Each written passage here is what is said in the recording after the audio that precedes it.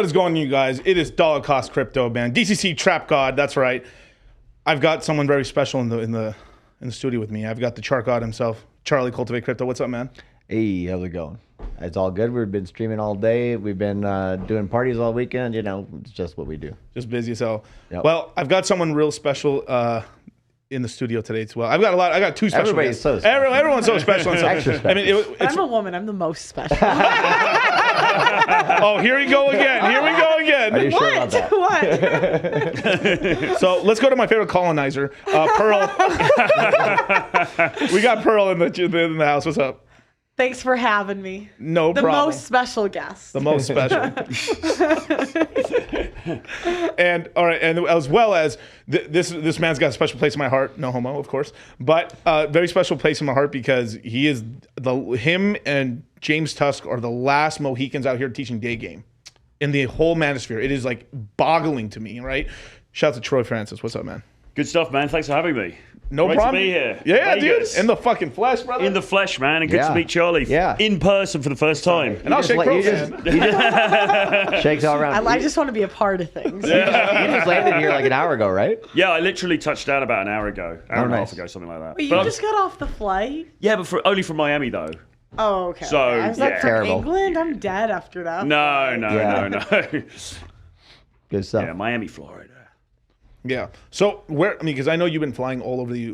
I mean, basically all over Europe and stuff. Like, what have you been doing? Because I know you're like teaching. I mean, are you teaching like day classes or day game? Are you doing night game? What are you doing right now? So when I was in Miami, I was there. I did a couple of shows with people over there, but mainly I was there with some clients, and I took them out, and we were doing day game in Miami, but we were also doing night game. So combination of the two, because obviously Miami, you know, great party city, whatever. So. We went out in Windward, we went out in Brickell, little bit on South Beach, and it was great actually. It was a blast. It was really, really good. So this is an important thing is one, there's like two big things, right? One, you need sales to make money, and two, a lot of people say like you shouldn't trust somebody that doesn't know how to get girls. Now I don't know on the girl side, maybe it's like you don't trust a girl who can't do her makeup. Dang it. Pearl, come on, let me know. Come on.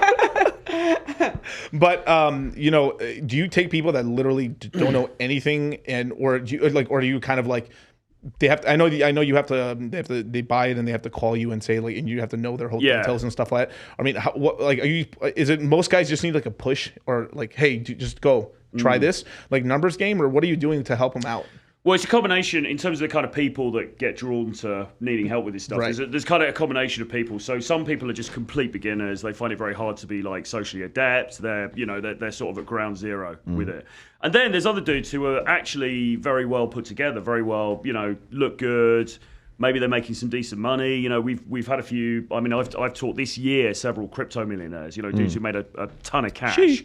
So it's not like the finances are a problem, and necessarily their looks or anything, but it's just there's something that's getting in the way of them having those interactions with women that are going to actually lead somewhere.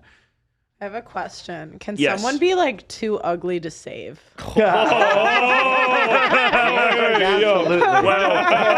straight in with the black pill already. Like, have you ever had someone come to you and you're just like, Pearl I Doom. can't like take your money. Like I can't. I mean, we would. I mean, see, he's saying He's like my brother in Christ. we would seek to be ethical, because one of the criticisms that dating coaches get a lot on Twitter and stuff, guys will come and, oh, you're just scamming incels, you're ripping off incels. Wow. And I mean, we would seek to be ethical about it. So if somebody came and we literally thought for some reason this dude is just beyond help, then we would have to. Has that happened?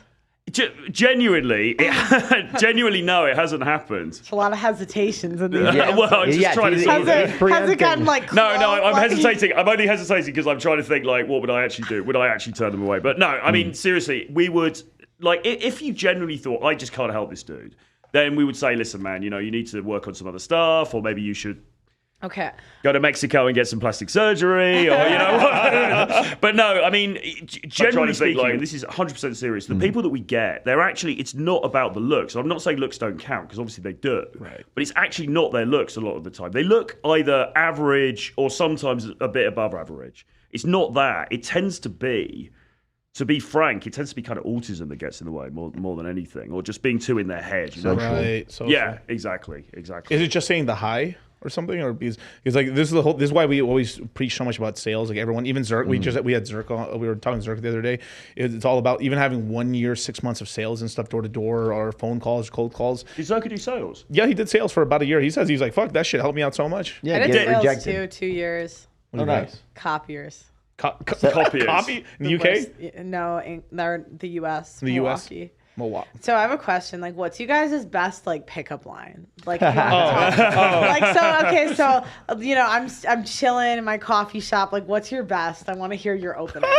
I want to hear this shit. I want to hear everyone's opener, and I want to pick my favorite. No, I don't go with one-liners or anything like that. I'm not like all that cheesy or whatever. Okay. But if I do, right, it'll be after I have a conversation for a while. I want to know what's your first word. Like, what do I get? Oh, it's just like, just introduce myself. Nothing, crazy or whatever. But it depends on the situation. I got to read each situation. Okay. But, so I'm sitting here. What do I get? Like, I want to get like a first sentence. A first sentence? I don't know. I'd have to think about that for a little while for you. All right. It's dependent on the woman. Get, Troy? But to answer Troy? your question, one thing I will say, right, is once I have a conversation with somebody, get to know them a little bit, right? If they're like putting up resistance, all you need to say is just say, "Come on." That's it. That's it. That's the secret Charlie's sauce. pulling with this shit. I've seen it, though. I've seen it. That's the secret sauce. Come on. Come on. Come on. Just let's go. That's what I say. That's what I say, Paul. Come on. All right. What's my opener, Mr. Day Game? Are you from Tennessee? Because you're the only 10 I see. That is the gold. I've saved you 10 grand. You don't have to come on the boot camp now. That's it. That's it. You get all the pussy you ever needed what's with your that opener? one. What's your? How do you open? How would I open? All right, I'd be like, "Hey, what sign are you?" Ooh. Scorpio. I could never. See, that's good. That's actually good. That's hilarious. That's actually good because he's opened with what they used to call a neg. Really? Oh, a neg, right. Which yeah. is like you're sort of like you're going in there, you're showing initial interest, like what yeah, side are you? now I want to know and why. then you're like, well, I'll tell you what it is. It's classic push-pull theory, which is what they say you need to do. So it's like you sort of put, hey, so what sign are you? And she's like, it works every fucking time because all women. Even Pearl believes in astrology for some reason, and it doesn't matter what they say. It doesn't matter what they say. You're just like they could be an Aries because I'm an Aries, right? They could be like an Aries. Oh, I could never date a fucking Aries woman. Yeah, walk away, and then they're coming to you. I don't even believe in zodiac signs. But why do you know? Do you not believe in zodiacs? No, I don't. Seriously? No. Then why are you always dating killers? Every woman that I think every woman I've ever dated I date has nice been guys. into. Okay, let's do the opposite. No, but I'm just like, I would just want to know why. Like, what's wrong with my sign? Can you explain why it works? No, but that's the thing, isn't it? Because most guys are going to come and they're going to simp in some sort of way. So it's going to be like, oh, what side are you? Scorpio. Oh my God, that's amazing. Like I'm this, and we're so, and they're going to try to do things to convince you why you guys should be together. And what he's doing is taking it away. And so he's saying, no, fuck that. It gives me like a gross feeling in my stomach. A gross feeling? Like when they convince you, like the Right, simping, yeah. We can't help it. It just like repulses us. What's the worst you've ever heard? Oh, that's a good one, actually. Or one of the worst? I've never had anything that bad, I don't think. Well, I mean, it doesn't have to be bad, or maybe you just thought it was like super cringe. Oh, I got a marriage proposal on a first date. That's really Yeah, this was a really interesting, because it's really interesting, like, I guess, like, being, famous, or, I mean, I don't know, but, like, because it's like, you'll go on a date, and they know everything about, it's, like, not even. Like, it's different if I can equally, like, research you. Right. Do you know what I mean? Then we're on equal grounds. Like, I can find out everything about you, and you can find everything out about me. But if it's just one-sided. Yeah, so this guy asked me on a date, and I was like, okay. And, on the first date, he was like, I know you said that, like, this is what you look for, like, on this podcast, and you don't need that much time to decide if you want to marry someone. And I was like, wow, I'm eating my words right now.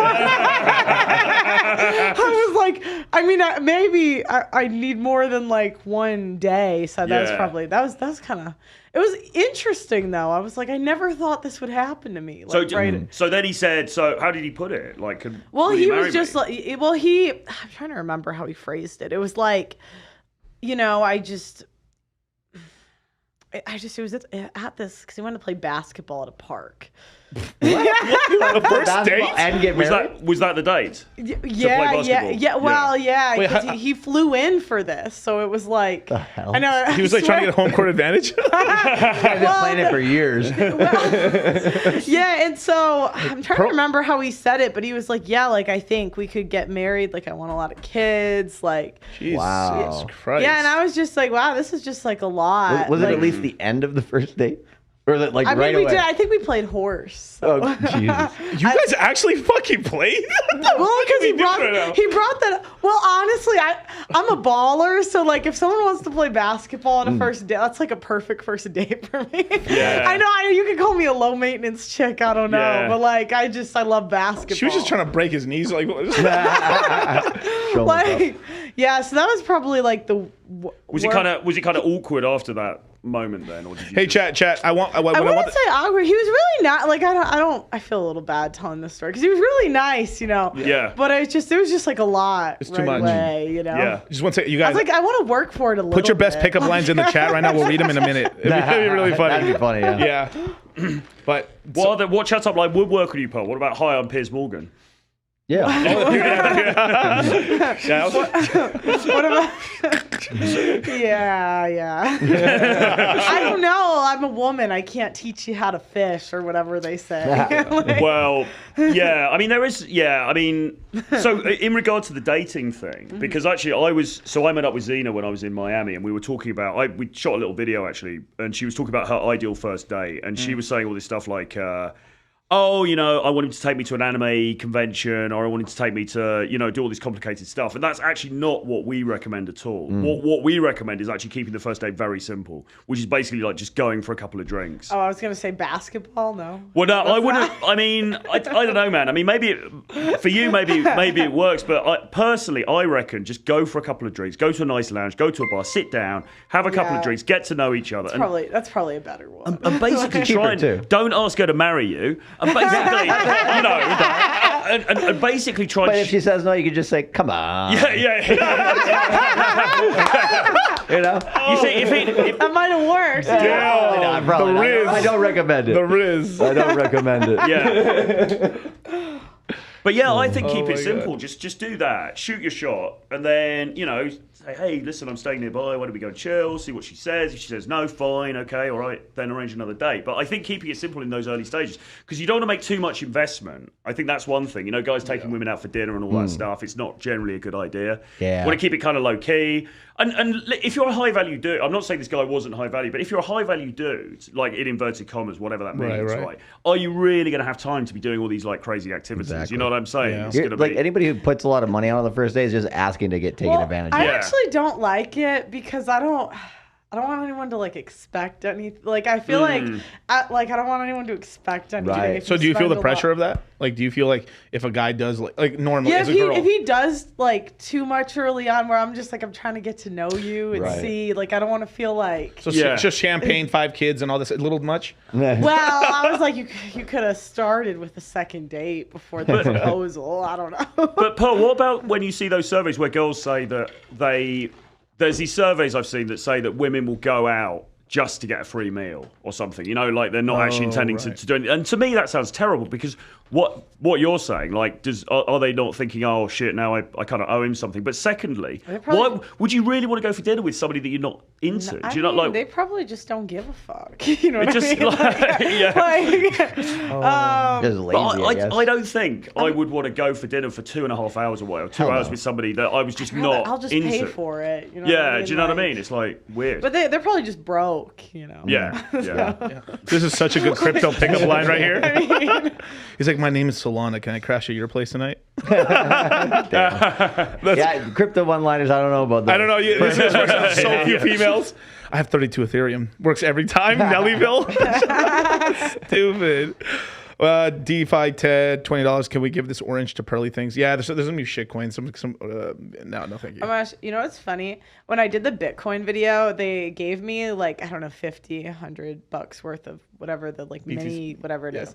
Yeah, and I already lost the code, so I was like, Thank you for your donation, I guess. I was like, well, I'm like not meant for this because I'll just lose it. Like, Get you an easier option. Get one where you don't have to actually keep any codes, just like a password, like you usually Yeah. do for your email or something like that. yeah. There's ways to do it and stuff like that. And we talked about this earlier on Charlie's show. If you guys haven't checked it out, go on Charlie's show. We interviewed Pearly Things about all this stuff. But the stuff about money and game and stuff like, because like guys, either depending if guys are just, if someone, you have a natural or a blue pilled, there's like blue pill beta, no, blue pilled alphas, and then there's the red pill alpha and stuff like that later on. There's these naturals, these guys that can easily get dates and stuff and that, and then they start concentrating on money, and then some guys are just, they're super bad, but they're like, fuck it, let me just try to get a lot of money and stuff. Like, obviously, everyone can work on their game and stuff, right? But do you? I mean, in your experience, right? Do you find guys who have game can get money more easier, or it's kind of like these money guys, and then you can transition them into game? I reckon if you're a natural in game, Yeah. you're going to be the kind of person who's probably going to make more money, Right. naturally. Right. If you, Is that because we if could you even- focus on it.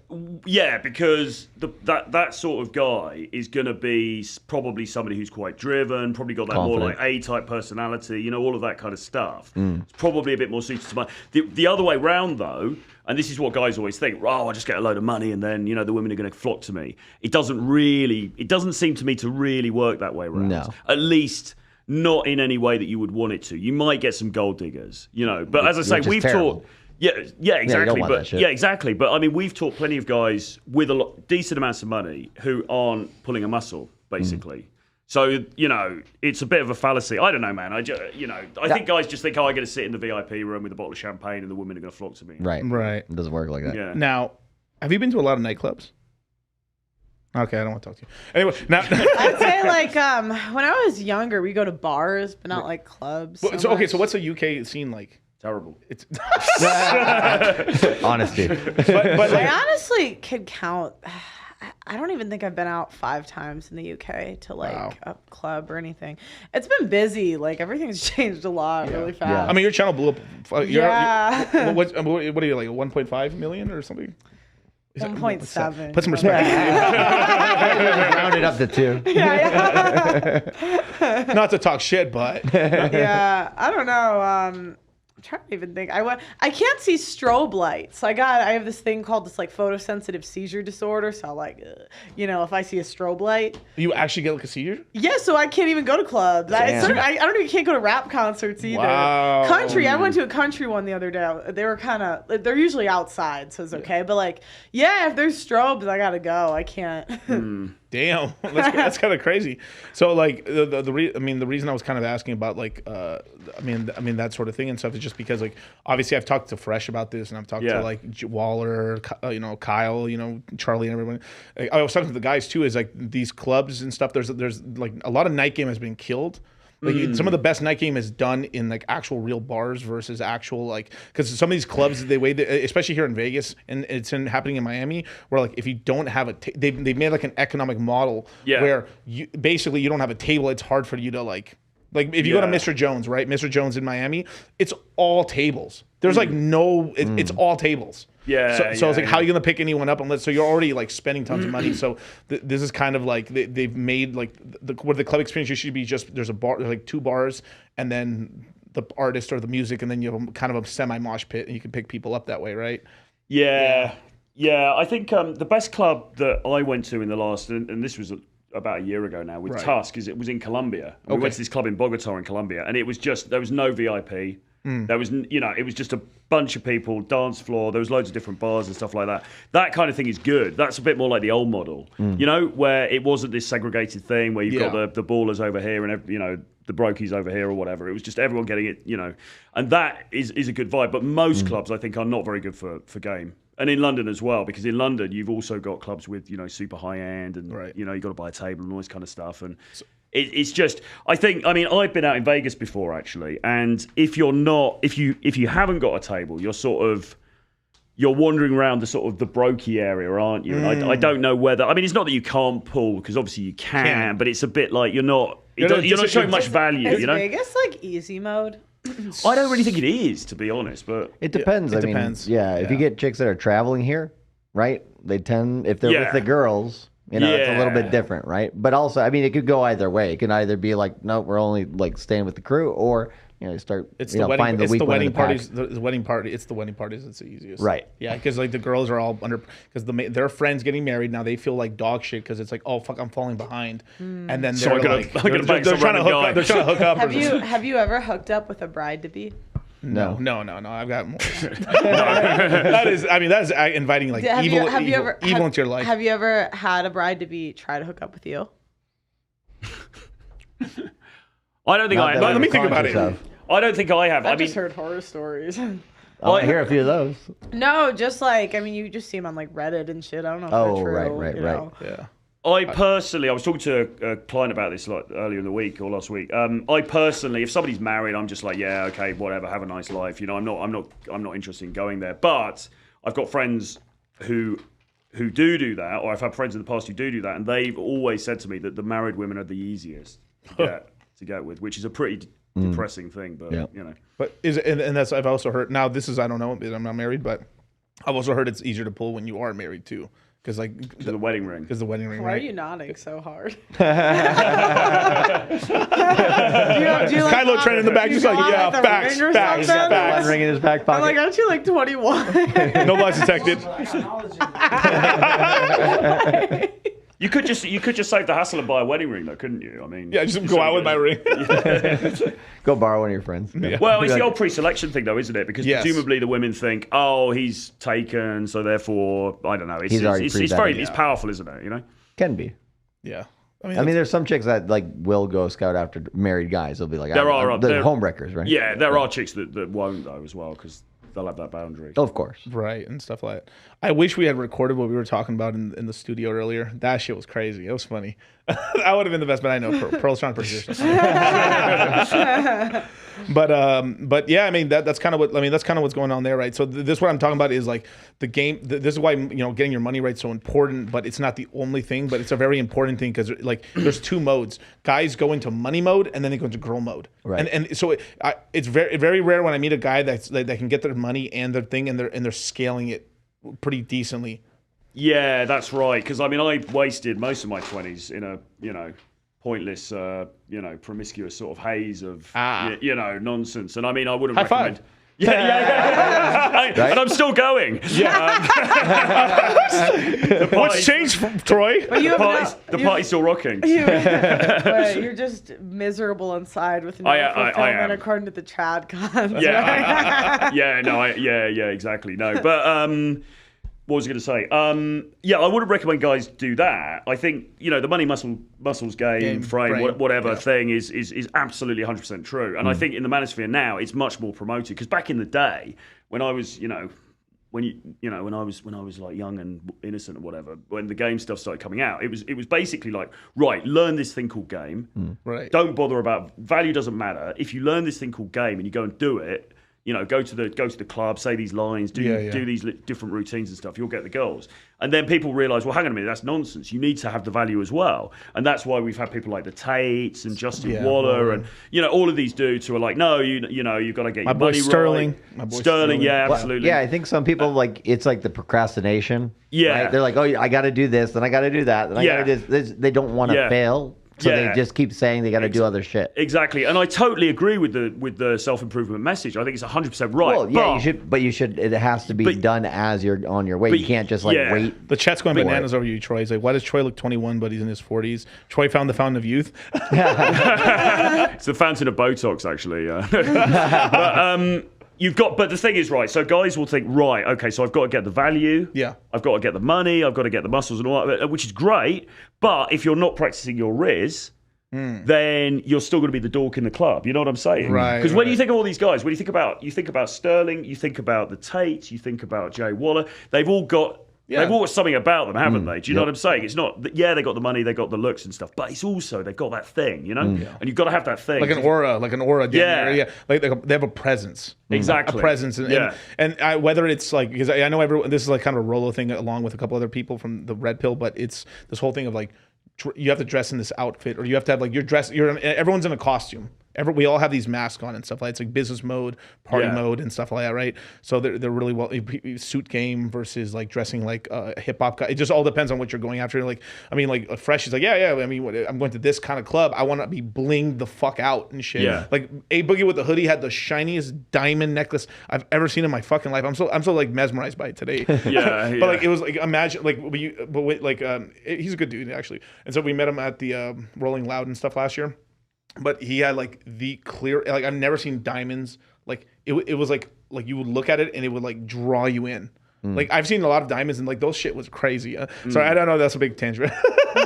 But like this is what I'm talking about. So it's kind of like, I mean, so what do you tell guys depending, like when guys are coming up to you and stuff is like, I want this, because are you just showing them how to get up to girls, or are you showing them these, hey man, this is the kind of girls I kind of want to go after? Do you give them advice into, well, you probably need to dress this way?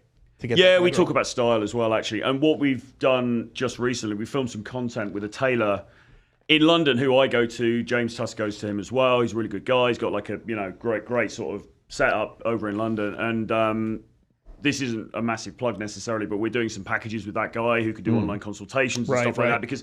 Because getting your look right, and I can't talk because I've just jumped off a plane basically, but I mean, generally speaking, getting your look right, that is super important. But again, these are all of these things are great, but if you don't have, and the Riz side of things, or whatever you want to call it, is so important, it's so key. And that is the key thing that guys kind of need to learn, Speaking of getting your look right, I have a present. I have a present for you. Oh, thank you. Here we go. Oh, right. Okay. Yeah, Show the camera. Show the camera. I tell you what, Hit a Pepe for that. Women shouldn't vote. I tell you what you do. We should go out. Think I like it never happened before we were nothing. I don't even need your love, but you treat me like a stranger, and I feel so loved. No, you didn't have to stoop so low. There you go. Hey. And we're back. I should go out on the strip tonight and see how effective that is. And whenever anyone asks me, and I'm like, they're like, oh, like, why does it say that? I'm like, we can't even pick boyfriends. How the hell are we supposed to pick the leader of the free world? They love that. Just use that line exactly. You guys are idiots. And they go, so come on. So it's okay for you, Pearl, right? Like, I know you're blown up and stuff like that. I bet you still have a lot of your, like, some friends and stuff from back in the day and stuff. But, like, are they asking you for, like, advice?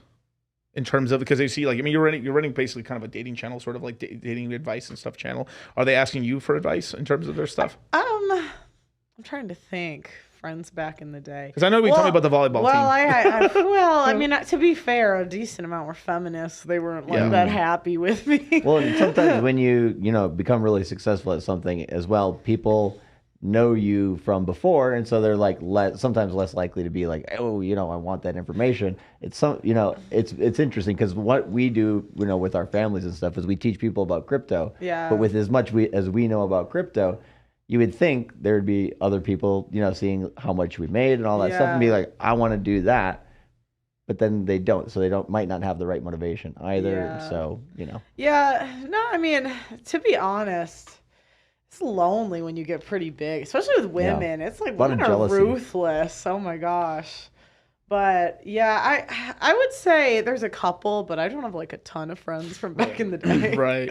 Do people distance themselves because of the I had one make a video about me. Really? Oh yeah, she totally did. Shit. Yeah. It's like, well, how long was it? Was it like just a hit piece? It was like a TikTok. Oh. Yeah. No, but she was making all these TikToks, so it was kind of like, damn. Yeah. My boy Easy Pearl survived so many cancellations. Takes a strong person to get through that. Yeah, I know. It's crazy. All right, so Pearl, it's time to get you canceled. All right, why should tell me right now? Why should people take away the ability? I mean, well, let's see. Why should women shouldn't vote? Tell me why. Oh, because I figured out it's the root of all evil.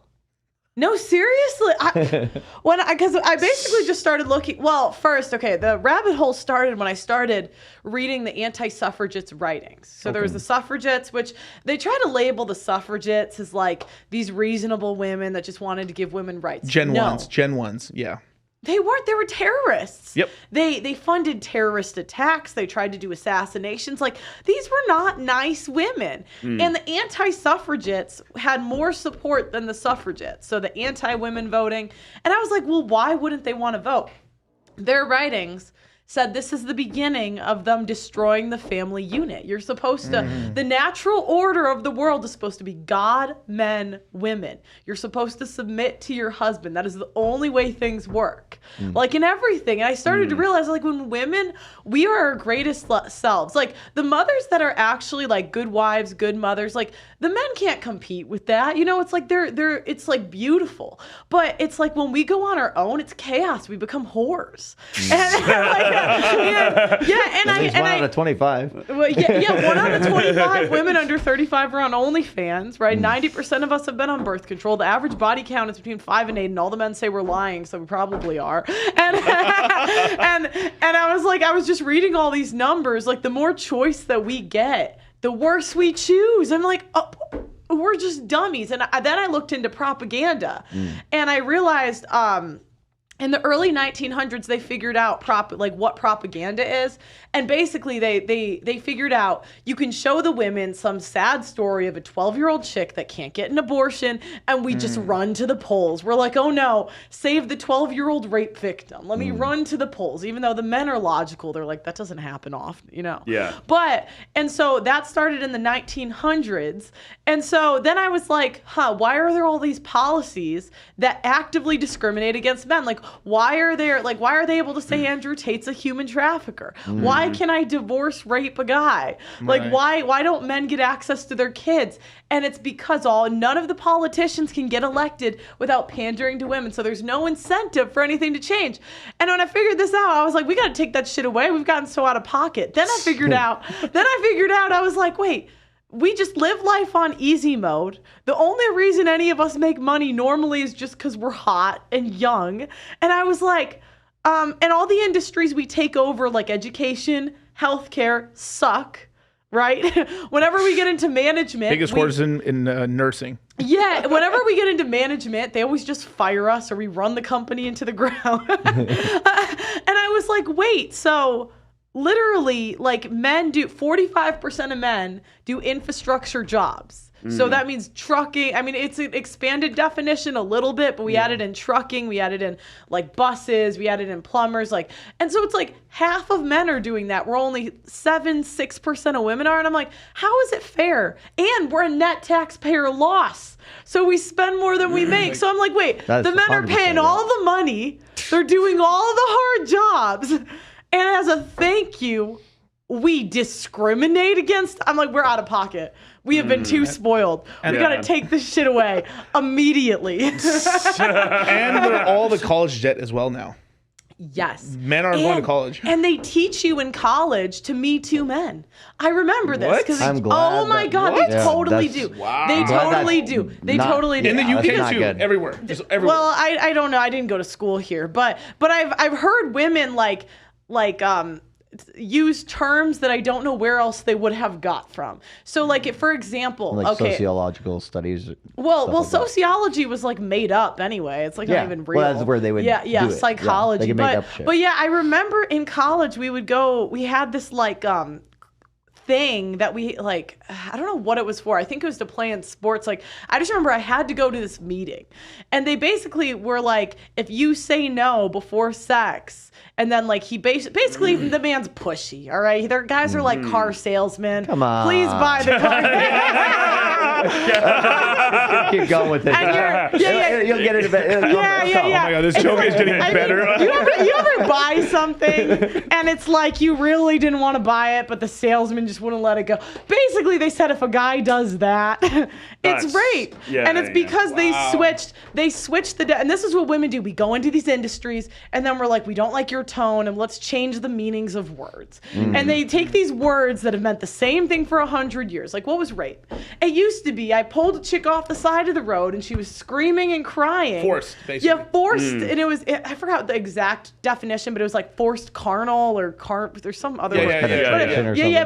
but it's basically forced sex, and they switched it to sex without consent, but consent is subjective. I met a guy who literally thought he raped a chick because like she was like grinding on him or like in bed, and then she said no, and I don't know, some weird stuff, but I'm like, that's not the same thing. He was grinding on her, or she was grinding on him? Well, she was like in his bed, and I don't that, but I was like, that's not the same thing as like rape. Well, it also goes back to like responsibility. If you're in some dude's bed, what do you think is gonna happen? Yo, these Zoomers are retarded. And then on top of that, they added in more. They added new words too. They added these like new words that nobody knows what they mean. Coercion. Yeah, like coercion. Yeah. Coercion, sexual assault, and they teach you this stuff in these like classes. Did you see? And women guys are dumb- guilty before being proven innocent. Well, too. and women are dummies. Like we're all idiots. Did you see like, that thing, Paul? Though in the UK, they've incorporated love bombing into what can now be called coercion. So basically, what is love bombing? It's being nice. It's like doing nice things. It's like we hate nice guys so it's much. like- we hate betas. No betas in America. Put them all in jail. Yeah. And so I was just like, this is all craziness. Yeah. This is all. But you're right about Zoomers though, because I saw a stat. I think Chris Williamson posted a stat earlier, but it was something ridiculous. Like it was something like 18% of effectively Zoomers think that asking a woman out for a drink is always harassment or something like that. It was just insane. nuts. These are liberals. Like- I mean, it has to be some beta cut. It's like- That's crazy. It kind of goes back to insane, people being dude. behind a screen, right? They're so much behind their phone and everything that they're just like, oh, now like fucking being a human is illegal. I know, yeah. It's And like women, we're such dummies. Like, think about this. We pick husbands who you spend the next 50 years of your life with, probably the most important decision we can make, who we reproduce with. Right. We pick off of horoscope signs. Horoscope signs. It's totally legit, I like, swear. this is our decision making. I mean, they call it horoscope. And I'm just like, okay, should we trust us? So now let me get this straight. The politicians have to ask the women who don't pay the majority of the taxes, who don't do the majority of the work. They have to cater to us and what we want, when this is our track record of decision making. We've had more decisions to make in 100 years, and we've chosen to be whores. Whore. And I'm like, okay, so when we're going to say they get to pick who gets the nuke button, it's almost like you would elect someone or get someone out of office because they say mean words and put someone with dementia in. You know, I'm not gonna. Yeah, so that's Biden why 2024. women should not. You're a Biden guy. No. I was like, I'd have to disassociate. I'm like, disavow. And then I forget about it 2 minutes later. But yeah, it's god damn, dude. It's so crazy. I mean, there's so much bad shit going on, but at the same time too, it's also these evil people at top as well. It's these 1%ers of 1%ers at the top that allowed this pharmacology. It's like this to allow. I mean, they allowed like they. I mean, it's not the scientists' fault that they created the Plan B pill and they created the what's called the birth control pill. It's these evil agencies within either the government or within like these one world order people that pushed out this shit during the 60s and the 50s and the 70s and stuff to be out there everywhere. Plan B used to. You know what Plan B really was? Originally, what it was to control the black population. seriously. The N-word project. Yeah, Margaret Sanger, that bitch. And you know what the crazy thing is? All of these studies departments, the women's studies, they literally hide history. If you request certain documents, they'll like ask you who you are. They won't give it to you. Really? Yes. Because this is what they say. They say, we're going to rewrite, like we're basically going to read history from the point of view of the oppressed. So what does that switch it? Because now they don't believe the writings of the women at the time. They don't believe any of the historical evidence. It's like, no, we're going to put our spin on history and not make it real history. Yeah, and the women's studies department, they'll like hide Margaret Sanger's like racist rants. Yeah. All of her racist shit, they just hide. It's crazy as shit and stuff like that. And then on top of that, there's this whole like, I mean, this is mixing the red pill in with the conspiracy theory with like crypto, but like they've been, I mean, we all know this shit. They've been trying to control global population for a fucking long time now. And it's really messed up. They started with the African American community, and let's not even talk about all these freaking vaccines. And I'm not talking about the ones that happened recently. I'm talking about way back in the day that they're infecting people. They were literally infecting people with like tuberculosis and all this crazy ass crap to get people sick to kill them off. And then, I mean, even the Germans were using these machines and stuff on the Jewish people as well as gypsies and people that they didn't like. So they would imagine like they make their own Planned Parenthood. You'd come in there, they would have like basically a radiation machine, kind of like set like this. They would turn it on, and you would be standing in line, and you couldn't have kids anymore. And that shit is real. The Germans did that. So there is some fucked up shit. 80% of Planned Parenthoods are in minority neighborhoods. Why? 80% still to this day. Think about this, okay? We will cancel Nike or whatever store for having racist roots, but the black population would be double today if it wasn't for Planned Parenthood. And so it's like they literally said, we're going to try to control the black population, and they're doing it, and nobody cares. Yet they'll cancel Nike or whatever corporation it is for its racist founder or racist roots, but it's like someone that's committing a genocide in front of our eyes. They don't care. Now, I got to say this right now. I see the shit. They're starting to do this with the Latino population right now. And I'll just say this right now. They're starting to like for the first time they're starting to prop up some of these Latino artists and put them up and stuff. And who's the most popular one they propped up recently is Bad Bunny, and he's this dude. Doja Cat?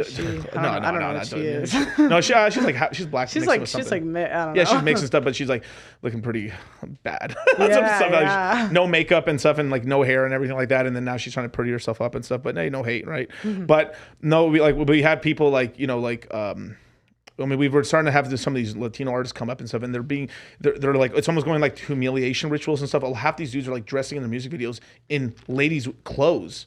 And this is the people that like Bad Bunny and stuff like I actually liked Bad Bunny when he started off, and then as soon as he started popping, they put him in dresses. He starts wearing fucking like colored fucking nails and stuff. It's just, and like, what are they trying to do? Because they're starting to destroy the family structure of Latino families and stuff. We have a machismo culture where the man's the breadwinner. The woman's supposed to stay at home. We're supposed to have a bunch of kids, and they're coming after this because we're like 30% of the fucking population right now. We're heading for 50, and they're like, oh, we need to slow this shit down. And how do they do it, women? Because we're idiots. Or dummies. Is Bad Bunny started wearing dresses? No, well, not now, but he sometimes wears. You know what? You know what was a big red pill for me? I was like, oh my god. Part of the depopulation agenda was women's sports. When I started looking into women's sports. How so? Yeah, because it makes you. Why do you think we got all these dykes that are like? yeah. Why do we got all these like lesbian chicks in the WNBA, in the women's soccer? Why do we have these women that? Because working out like men raises our testosterone. It does, and it makes you more masculine. And then I look at... Is that because of competition? I don't know why exactly. I just talked to like a hormone doctor, and he like, I guess women are only supposed to work out like 2 weeks out of the month or something. Like there's some... I'm sorry, Coco. I don't understand. I don't really understand it. I just was talking to this hormone doctor, and he said, yeah. And the crazy thing is, if you, a lot of people that are trans, the issue is actually their hormones. And he would detransition people. Like people, like basically he would check out a girl, like would come in and say she thought she was a detransition. Yeah, like she thought she wanted to change genders, and it turns out she just had high testosterone or low testosterone for males. So it's part of it. And like the thing about volleyball is it's very much very feminist, and a lot of feminists like run all of this stuff. And so it's like, and I was thinking about this, I'm like, literally, like the volleyball pipeline is like you play until you're 30, 35, and then, you know, half and make no money, right? And you make no money. Yeah. And I was thinking, I'm like, how silly is it? I'm like, I spent my early 20s chasing a career that makes $0. That's like, and I was like, men would never. No, and it was a lot of fun and I loved it. But it's like weird looking back. It's like literally travel volleyball. You're gone 2 weeks a month. You spend like I spent 2 to 4 hours a day, like working out since I was like 12 years old. And and so I was just thinking about it, and I'm like, it's all by like lesbians that run a lot of this stuff, and like, yeah, and then it's like your family is the team. It's not your actual family. Now, but it's hard. Soccer's getting quite big now, isn't it? Women's soccer's starting to make some money, apparently. Well, not really. No, I mean, I would guarantee. I would be really surprised if they don't operate at a loss. The only way I see women's sports making money is if they do it off of social media and like have the girls be like social media influencers, get some drama in there. Because they have clout and stuff and they got views. Yeah, right? yeah, or maybe, you know, sexuality. Like that's Well, the who's that only super way. hot athlete? And she gets a lot of, there's one girl. There's she's like a really, gymnast. or Yeah, something. she's really cute, and then Yeah. she gets a lot of stick because it's like, oh, people only like her because she's hot. And Well, it's like, yeah. well, But it's like when you think about it, that whole industry, it's like an industry that's subsidized, meaning like the majority of it operates at a loss. Like we don't have the demand for it, and it really just makes us into men. Yeah. Like that's And this is not even taking nothing from like Serena Williams because she's like the most dominant, like basically person in like in women's tennis. But she admits she will get destroyed by a top 300 guy. Yeah. And she has. The guy was hung over. The guy was hung over. So he was hung over. And people were not shocked that he lost. People were shocked that he scored a point on her.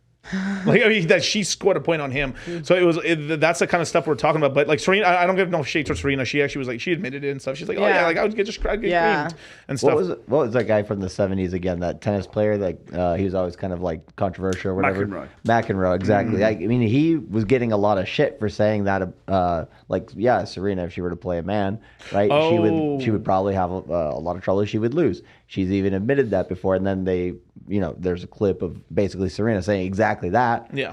And then on a talk show. Right. On a talk show. And then they crucify him for it. Right. You know, and it's just like people want to live in a fantasy land, you know? It's like La La. Well, women want to live in La La Land. Yeah. That's like what it is. But isn't there a conflict between the feminists? Isn't there a conflict between the feminists and the trans people coming into the sport though? Because wouldn't the feminists say, well, hang on a minute, these people are coming into our, you know? Yeah, I mean, What do you think that- we just did a tournament. I didn't actually play in it, but I went to watch because I forgot to register in time.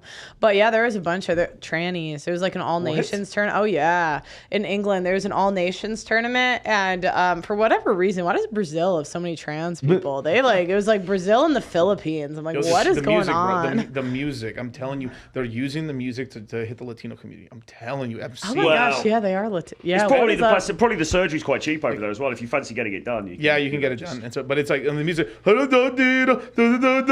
that is literally the lyric. That's what they're doing. It's really strange shit. I mean, I've talked about this before in the past. Like the reason that like we haven't been infected with lesbians too much, at least in the Mexican community, is because we used to have a star. It's really sad. She got killed by a lesbian woman, and this Selena, like her basically her manager, or not a manager, but her fan club manager, basically was stealing money and promising, hey, like let's say Pearl's going to show up to this event and stuff, and then she was taking money from regular people and stuff like that. And then what happened is this lesbian, she was about to get fired. She pulled a gun, she shot Solana, and she died. Right? Well, because in the Mexican media they played out this angry lesbian chick or something. Like the Mexican Latinas fucking hate lesbians. So like we saved ourselves one cycle. but I'm starting to see that creeping up now because they're pushing in Puerto Rico. Two of the hottest songs were basically made by these lesbian chicks. They're all talking about the best kind of chicks are the chicks you can kiss, and that this is like literally the lyrics that are blasting. You couldn't escape it. Kissed a girl like this. It's like, and we're banned. And sorry, but that's what's going on, right? But they're pushing this crazy. That was in Puerto Rico. I can't imagine what they're playing right now in like Brazil right now. It's got to be something because there is a bunch of them from Brazil. Philippines was the worst. That was the most. Not Thailand?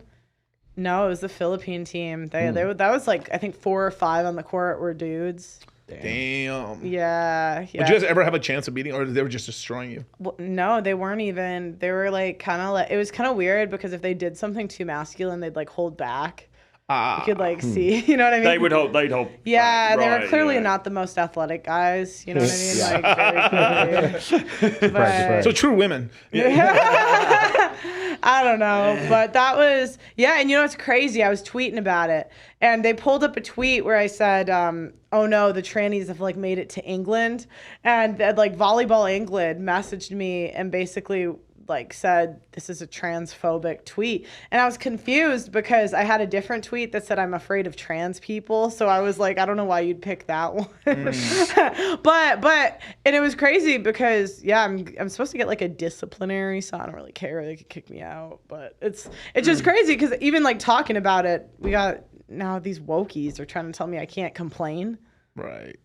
I mean, me and Charlie have been They making a don't fortune. like freedom of speech. Yeah, they don't like freedom of speech and stuff. But I'm telling you, the best thing you can do right now is in major sports is bet on the males playing in the female sports. You make a fortune. I'm telling you right now, there's so much money What in it. sports? I mean, it would be mostly there's soccer, there's baseball. There's actually a lot of fighting sports actually. So you're having a lot of like these mixed martial arts. I haven't seen it in the UFC. Really? Yeah, there's a ton of women that are getting their ass beat bad. I'm talking about like bloody, like fucked up and stuff like that. There's weird ones with track for some reason. Track's another big one where you have a lot of males coming in. Swimming's In the another tournament, one. my friend said she like hurt her finger because the dude like hit so hard. Really?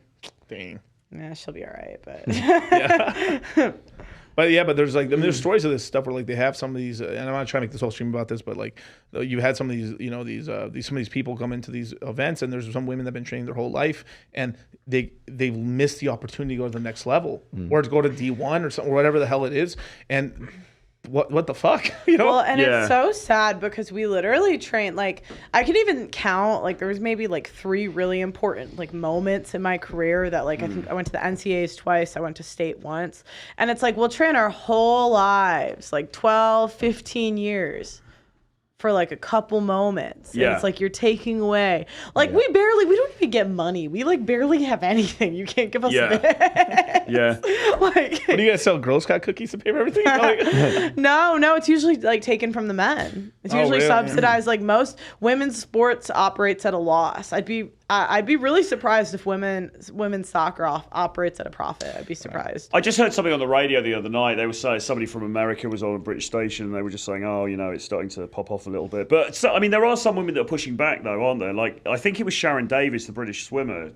She was saying that there should be a separate category for trans. I don't even think we should do that. Well, That's I mean, who the hell's going to watch a league of that? Probably, A league of their own, right? Probably more than women's sports. Like watching a train wreck. But the whole thing about a woman's trained for her entire life for that to do that event, to do that swimming event, and then a trans person just beats her. It's just not. Yeah. It's just not right, is it? Pretty fucked. Yeah. It's kind of a crazy sort of thing, man. How is it in the volleyball scene though in the UK now? Is it just you can't.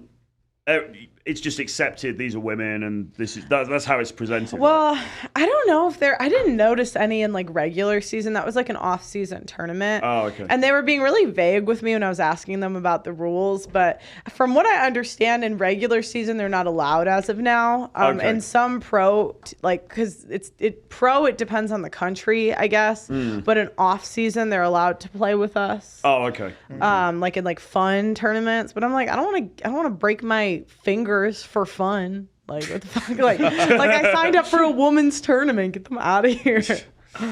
Right. Now Riz. Now we can talk about Riz, right? We can talk about the Riz.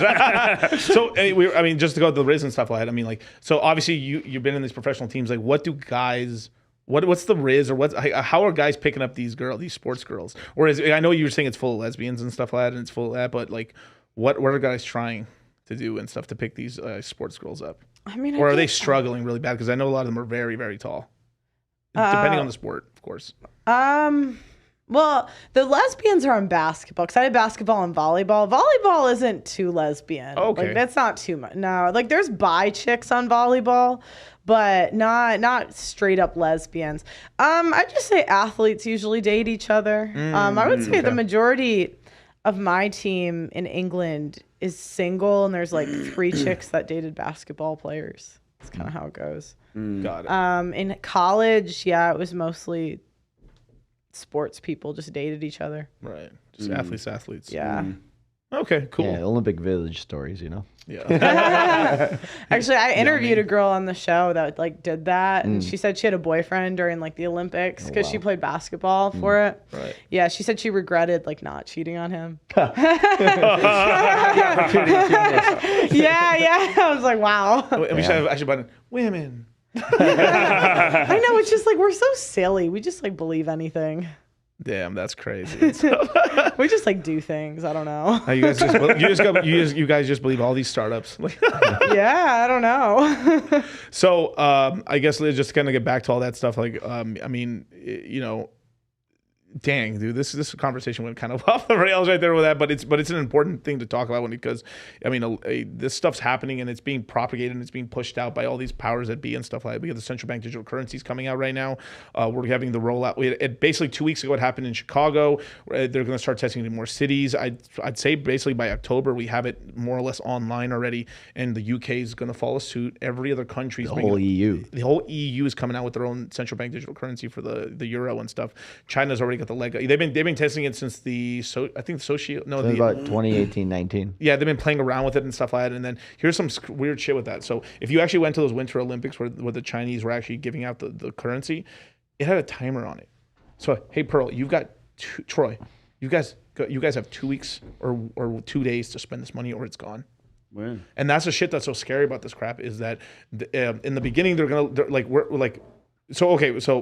kind of like right now we're China light. So whatever. So there's always this Coke and Pepsi thing where like whoever the two biggest superpowers are, we're like revolving around each other, right? So when the Russians were like the big threat during the USSR, they were starting satellites up in space. So we started the space race. Well, China has started this whole thing of basically this kind of draconian sort of like communistic, like we control your money. Now we're China light on it. We're China light, and the whole rest of the world's following suit. So what's going on right now is like, I mean, if you even look at Twitter, we went to Twitter X. Mm-hmm. Yeah, I like Elon Musk, but Elon Musk is pro crypto. But what he's doing, he's making Twitter into WeChat. Like if you see what's going on, we're basically converting all our apps into basically Chinese versions of those apps, and we're not even waking up to that shit because what's going to happen is our Fed Now thing, which has a biometric scan on your thumbprints and stuff. So your cards have like a chip. In order for you to use your card, you have to put your thumb on it. About 6 months. 6 months or less, yeah. That shit's all coming out. And these are going to be on the big, so you're going to have on some of the really high-end credit cards, you're going to have the thumbprints on it, and then eventually all the Fed Now cards are going to have the thumbprints on it. And that'll be in the next year or less. Really easy to get that UBI and Stimmy check money, you know? Yeah. I mean, and easy then, money. I mean, people, like we were saying, right? Women, like the OnlyFans women, they want the lowest barrier to entry just to get the easiest money possible. So it's just one of those things that's just going to make society even more complacent. You know what's crazy? It's like how much dumber we're getting as a society. Yeah. You ever like listen to people talk? Like I have like recordings from like like when they first started, I think 1920s ish. It's really crazy. They're just so much smarter. Yeah, good We're just storytellers. we're just getting like dumber. I hope I'm helping. It's all going to AI anyways. Yeah. Wait, so what do you do then? How do you avoid it? I mean, Buy fuck. crypto? I mean, basically, you can't avoid you that. can't avoid it. But I mean, you can opt What's the out partially. What's the danger here, though? That they're then going to say, right? So you said this on a podcast. You were on the Dollar Cost Crypto podcast, and you said this, so therefore you can't spend money. It's basically. I'm not saying we're gonna have a social credit score, but it's sort of like what happened on Twitter before when the lefties controlled it. Is that all right, Pearl? You're talking a little too much shit right now. We'll start turning stuff. What they did to Andrew Tate. That was a test. Andrew Tate. But I'll even go back. Alex Jones technically was the first one that happened here. It was a test. Because of all the Sandy Hook stuff that he was talking about, and he apologized for it. And he was like, I'm sorry, I was wrong about that one. Even before he got in trouble, right? Right. Then they canceled him, took his bank accounts, did all this crazy shit. Then they did Andrew Tate, same thing, boom, boom, boom, boom, boom, and then there. Except he got big enough and he had so much social media presence that even the Ukrainian government, not Ukrainian, I'm sorry, Romania kind of backed off a little bit, but they still have him under house arrest in the country essentially. But he's not house arrested actually. Technically, he can just roam around, but he can't leave the country. And this is like kind of all the crazy shit that's happening is that we're heading towards like a light social credit system. It's sort of like the permanent record, like that permanent record's kind of being, the switch has been flipped on a little bit. And this is why we're so crazy about crypto, because in crypto, it's sort of this fucked up shit right now because like the men are so fucking beta right now that all you need is 3 or 5% of the population to rise up and fucking go, but they're fucking doing everything they can to run interceptions to keep everyone fucking asleep. Because if men are one of the smartest shit that like Andrew Tate ever said, if men they're afraid of men getting together. You have a room of just men, the government pays attention. So if you had a lot of men just say, fuck the shit, we ain't taking this, and they all go to Capitol Hill and they go to Washington, shit'll change over fucking night. But this is about why we have to have the circus, this clown circus, and this fucking bread and these lines and the lions and trainer. We have to have all this distraction. Sunday night football, what's going on? We have to have all this crap because it keeps the fucking dodos fucking sleeping, the sheeple. Right. Sleeping. Well, then at that time when it comes around, they're just going to say anybody who's congregating is basically like forming a conspiracy, and right, they're Nazis or whatever, hate speech, you know, blah blah blah blah blah. But all these, you know, things to just shut people up, right? And so it's the opposite of free speech. They say, oh yeah, you can say anything you want except this, this, and that because it's fact checked and blah blah blah blah. There was a case in England actually recently. I don't know if you heard about it, but Nigel Farage, who was the politician behind Brexit, right? Basically, like the key ringleader for Brexit, he got his bank account cancelled by Coutts, which is a big private bank in the UK, and it became this big scandal because he spoke out about it, and they cancelled him. Well, apparently there were different reasons, but one of the reasons was his political views were not in alignment with their terms and conditions. So, but because he's quite a big figure in the UK, he spoke out about it, and it became this big scandal. And you know, they're looking into it now. But it's very much in line with what happened with Tate and with you know. I mean, imagine this. Like let's just say we didn't have crypto and we just had this right now. What'll happen is if you start to speak out, Troy. I mean, basically, we'd have to find a way to donate, or you'd have to have a homie with you to pay for stuff for you. Yeah. Because you'd be completely out of the system, or you'd have to. I mean, you basically go back to bartering. Well, and then maybe the Amish had it figured out. I mean, I've seen videos of Amish grind, like literally, like doing drifting in their fucking cars, in their fucking little horse and buggies. Well, yeah, but then you're gonna have like entire sports. Well, you already have entire sports stadiums that only take digital payments. They won't even take cash. Some stadiums anymore, right? And so then. Right now there's laws that can basically say cash can't get phased out. It'll be interesting to see if that starts flipping and how much people actually care. Because if people don't put up any form of resistance, it's going to make it easier. So I'm gonna go into some top dork shit right here. This is top dork shit right here. Super dork. The super dork is we have to fight to keep dollars. Even if eventually it becomes outdated. Like, why do we have physical dollars? It's really important. Another thing too, they're trying to get rid of the penny, right? Just pennies, right? No one really uses them anymore. But the reason they're important is because if you get rid of the penny, what's the next one? 5 cents. So when they start increasing prices, they start increasing it by 5 cents at a time. So, and if you imagine they get rid of all the, they keep quarters. So that means what'll happen is whatever the lowest denomination, well, that's the only thing we can increase it by. So we just do this. So what'll happen is if you get rid of the penny and you get rid of the 5 cents and the dimes and you just go to quarters, you'll start having prices start jumping up crazy amounts. You're admitting that it's worthless. Exactly. It's a Dogecoin, right? This fucking fictional coin that Elon Musk kind of pumped up and stuff, right? Was worth fractions of pennies, is at the peak 81 cents. So you're saying shout to Elon, but like if you're saying this fake little meme coin that literally does nothing, it's just a meme coin, was worth almost as much as a fucking dollar. With infinite inflation. Shout to Litecoin. But like infinite inflation, and this is the shit that's so scary. And then on top of that, so they're going to give this WIC money, because that's what I'm going to call it. It's going to be WIC money, right? They're going to give these things. Here's $1,000. Here's $1,000. 1,000. Everyone has 1,000, right? And then what'll happen is they'll start phasing dollars out, and then eventually what's going to happen here is, Pearl, you can't buy guns. You can't buy this. You can't buy that. You can't buy this. And then you can't anymore. So the reason why they're trying to keep, because crypto now is like, I can always pay for stuff in Ethereum, or Bitcoin forever, and this is why they're so crazy about stable coins. They're so fucking crazy about. We had PayPal come with a stable coin, and people. I don't know why people didn't realize this, but you know what? Tether could freeze your shit. You know, fucking USDC could freeze your stuff. People looked into the source code on the PayPal. They should call it PPUSD, but it was PYUSD. But this coin is like running on the oldest language of Solidity already, which is, they probably should have done that, but they can freeze everything. But it works almost the same as USDC. But the reason people are freaking out about PayPal is because PayPal are a bunch of cunts. Like a lot of the times they hold your account. Like imagine if you make $100,000 in revenue on PayPal. Hey, you're making too much money. They'll hold 10, 15,000 of it and just won't give it back to you for weeks. What they're doing is just holding your fucking money and giving themselves a fucking loan. And they do this to thousands of businesses. Leverage. Yeah. So imagine you make $1,500. Sorry, I'm holding 500 of it. I've had so many people that started these PayPal accounts or these commerce accounts, and they're holding tons of people's cash because this is how they float themselves. Because they take your money, they do temporary this is sort of dorky, I know. they take this stuff, they either are lending it to themselves illegally, or what they're doing, they grab your cash, do like a 1 week or a 3 week sort of bond and stuff, make a little bit of money on your money, give it back to you. Are they operating at a loss then?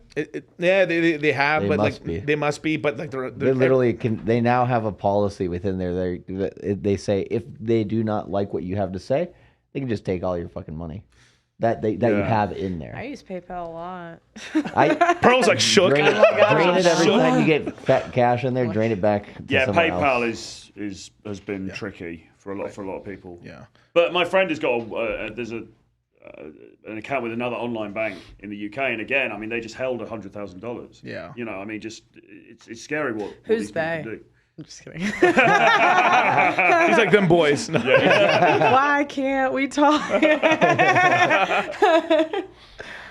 But yeah, this is like the progression of stuff that we're seeing right now, and like I sort of like sometimes I feel defeated, but this is why we push crypto so hard, is because we can get. I mean, we're entering a golden cage. Like the smart one of us, the millennials, some of the Xers, some of the older Zoomers are going to get crypto in. They make a lot of cash, and then we're going to be able to float around how we like. But a lot of people, they're going to be the slave class, and I just hope that, over time we kick some of these boomers out and we put some decent laws, because if you look at what happened during the tech boom back in 1996 all the way to 2000, if you really look at what happened there, they didn't stifle that innovation. They did laws. If you it wasn't until 2004, 2006 that Amazon started paying sales tax on the fucking internet. Wouldn't that mean, why the fuck are we even getting taxed on crypto anyway? Okay, I can understand. Admit you have it, cool. Or there should be like an exit tax. All right, you can sell into stable coins, but the moment you send your bank account, okay, that's fair game. Tax there. We don't have these fucking laws. Instead, they're fucking stifling innovation. The best crypto companies on this fucking planet are all moving out. Like, you can't start a fucking crypto company as an American. It's basically fucking illegal unless you have a ton of Well, fucking they're going to cash. just come after you. You can start it. They'll let you go for a while, right? And then they're going to be like, you're done. I got really mad right now. I'm getting really irritated with this shit, because I care so much about America, and I care about a lot of other countries, because it's not the people that are evil, it's the fucking governments, and it's these small groups of elites that are pushing the governments, that are giving them all the money to do all this evil shit. And women. Back to the Yeah, when Oh, yeah, I got to put it on the shirt. Yeah, there we go. There we go.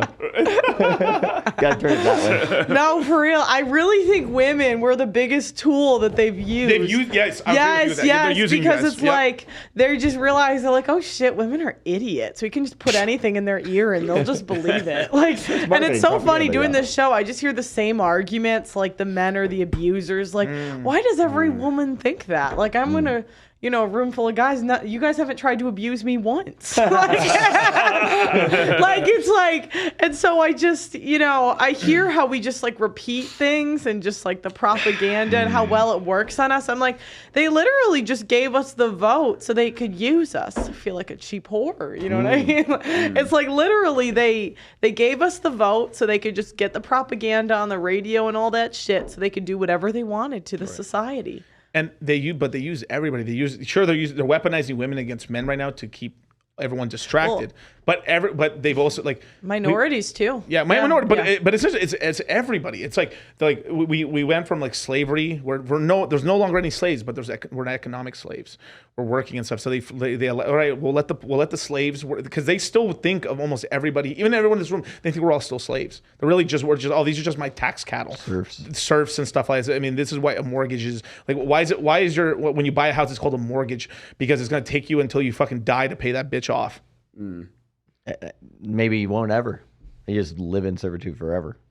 I know so many. This is some sad shit, because I used to have a landscape business. I knew so many elderly couples where they had to they've had a paid off house. They had to reverse mortgage it to make shit happen. And sometimes they're like, yeah, Miguel, these are 80, 86 fucking 9-year-old fucking grandmas and stuff. They're just, maybe the husband died. They didn't have the fucking. It's fucking really, dude. I'm not trying to tear up, but that's some sad shit. And they had to they know they're getting loan sharked, and they had to fucking reverse mortgage themselves just to survive. And well, I guess I just got enough to the casket when I die, and that's it. And it's like, what the fuck, That's some sad shit, and that's at the local level. Just imagine at the higher level, you HBC or what was that big ass bank? HSBC. HSBC. Those fuck those cunts. By the way, they're fucking running money for the cartels and shit.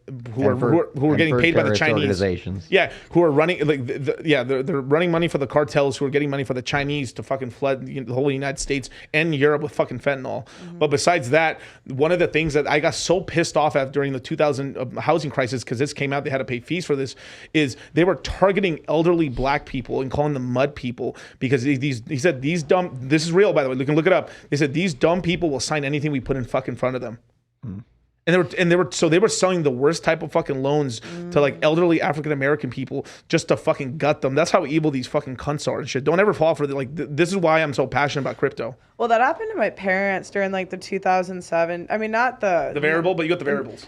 What? The variable loans and stuff, or what are you talking about? I don't know exactly what loan, or I don't know what they did. I just know they put their life savings, they bought a neighborhood, and like my parents weren't like, they're like first generation. Like my dad like worked a lot growing up. Like my dad's like the hardest worker. They spent like their whole life savings to buy a neighborhood and like develop it, and the whole market crashed. Yeah. Now, I don't know. They got their way out of it somehow. I don't know. I just remember like they were going to lose like everything. Like they were going to lose their house. They're going to I think his business was collateral. I don't understand how loans Yeah. work. So sorry. But somehow they ended up like figuring it out. But yeah, I remember like that was like the scary, like I remember they were just so, I was literally little, but I just remember they were so stressed because it was like, they worked their whole lives, put everything into this, and then boom, everything crashes. This neighborhood, well, it wasn't a neighborhood, it was like a plot of land, you know? Yeah, developing land. Yeah. But yeah, that was a crazy time. Yeah, but that's also like, this is also why, like, I mean, like, first generation immigrants or anything like that, they take risk, and that's why they're in these positions. You have to, like, sometimes you have to throw the dice. But it lands bad. But this is like a prefabricated sort of event. Like there's fuck if I have these documents and stuff. Like there's these groups. If you're high enough and you're high enough in wealth inside of like some of these major banks, they have these kind of like. There's a report that came out that America is not a democracy. It's a plutocracy. It's completely controlled by the rich. Completely. It's just. But there's the fucked up shit is most countries are plutocracies. It really is. It's all a fucking smoke and mirrors. It's just in America, you have, like, it's a little more freer enough where you can still. This is why there's still the greatest nation on earth. But I mean, but these new industries. That's why crypto is like it's a vein where like it's wide fucking open. You can grab your lane and you got it, right? This is a brand new industry. This is, like 2017, we were $640 billion at the tippy top. We crashed down to like basically 100 or less than $100 billion. In 2021, we hit 3.4 trillion. We're fucking at $1 trillion right now. We're going to 10. Gold's 10 trillion right now. Like, and this is an industry. This is why so many people, like, you see, this is how much money they steal. Is that it's $1 trillion industry. It's a fucking it's nothing. Like BlackRock's got 10 trillion just liquid in cash and assets and stuff, you know. And so this is what I'm telling you, like just getting like even a tenth of that money and that being split among so many people, even just owning like 0.0 and a ton of zeros, it's life-changing money. People are able to buy a house. They're able to have fucking families. They're able to not get divorced, raped and stuff because they're not getting married. But then some women are able, and we've helped a lot of single women and stuff, you know, where like some of them are widows and stuff like, and they've been able to like, their kids are fine. Some of them send them to private school. It's just this money. This is what it was made for. It's energy, right? And they're hoarding all of it. I mean, this is kind of what made like Europe stagnate for such a long time, is because most people lived terrible lives, made no money at all. You basically were, I mean, imagine if we were back in the day and we were just working, all we could do is just, and there's a lot of people in America, this is why there's so much anger and people are so angry and stuff, and they want red meat for the red pill, is because they don't understand inflation's the silent killer. Yeah, like we're getting, like you're getting, like I've said this before, like back in the day, right? We used to go to Costco as an example. You could fit an entire fill to the top for $90 back in the early 90s, right? Same thing. I did the other day, $600, $800. Wow. Same fucking thing. From 90s to then. In my lifetime, it went from fucking $80 to $90 to $600 to $800. What the fuck is that shit? Well, minimum wage was what? Maybe like, what, if you're lucky, it was probably $3 to $5. Even at 15, it doesn't equate at all. I mean, I mean, obviously you shouldn't be working with minimum wage, but still, it's this crazy thing. We need those workers too. Like, and that's the other thing. Like, you know, I know like in the red pill, it's like, what do they say? Like money, muscles, game, frame, or whatever. Yeah. And like, you want to make more money, but it's like, you do need the average men running society. And we could not do any of the things we do without the average men that do the average salary jobs that start at $45,000 a year and make 70,000 in their 50s. Yeah. But it's like, you're right, where it's like it's getting harder and harder and harder for those men and women to survive. You basically have to earn $100,000 just to be like starting, and then there's also all the women that are so delusional. And but here's the thing, the one little thing I give the women, at least with this delusion, is because deep down they know, like, you need to have a certain amount of money so we can even have a fucking family. Now, obviously, if you both will, like, there's kind of this whole thing where like, let's be poor but let's have a family. It's fine. But like it's still struggling. It's fuck. Yeah, I think that's propaganda in a way, because the 100 like G's or the family, because poor people have more kids. Yeah. So No, but not that expensive. They're really. Well, it's like Until they get when you older. think, I have a friend, because I kind of went down this rabbit hole a bit. Okay. Because my friend, she was just saying you don't need as much money as you think to survive. Yep. But the problem is, like, we just have no skills anymore. Like, we're all idiots. UBI. That's Yeah, such a big so digital she, currency. like, my friend, she was a single mother. She had 2 kids, and then like, it didn't work out with the first guy. She got remarried and had another 2 kids with the next guy, and like he made like 45 whatever, like average earning salary. She just said we lived outside of the city, and we got chickens. And she was like, we just did the whole homesteading thing, and we just lived really frugally for a really long time. I homeschooled the kids, but it's like we're just too stupid to do that, most of us. It's definitely doable, because a lot of people do it. Because, like you said, I mean, if you look at low-income families, they have bigger families, don't they? But it's also because we're also like bought into this bling lifestyle. Everyone's got to have the Instagram lifestyle and buy frappuccinos from Starbucks. That's ruined people. Is the and so that's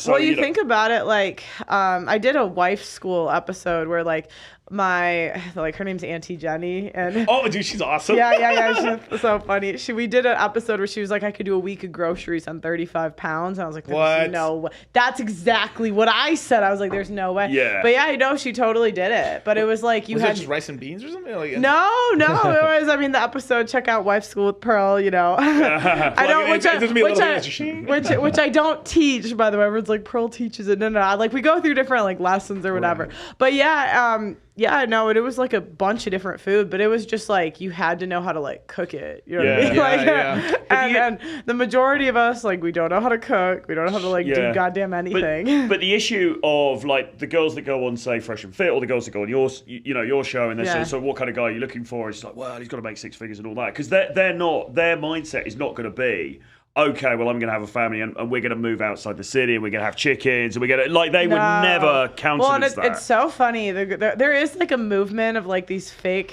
like the fake trad cons, where it's like, and it's so funny. They're like, I just want to live in a farm and whatever, but I'm like, you live in an apartment in like a big city. When are you moving to this like, do you? And the thing is, I grew up with chickens and ducks, like, and I'm not even going to pretend like this ain't me, you know what I mean? But I know how to raise chicken. It's a lot of work. Like it's really disgusting. You got to like scoop up the poop, and I'm like, none of you ladies aren't gonna do this.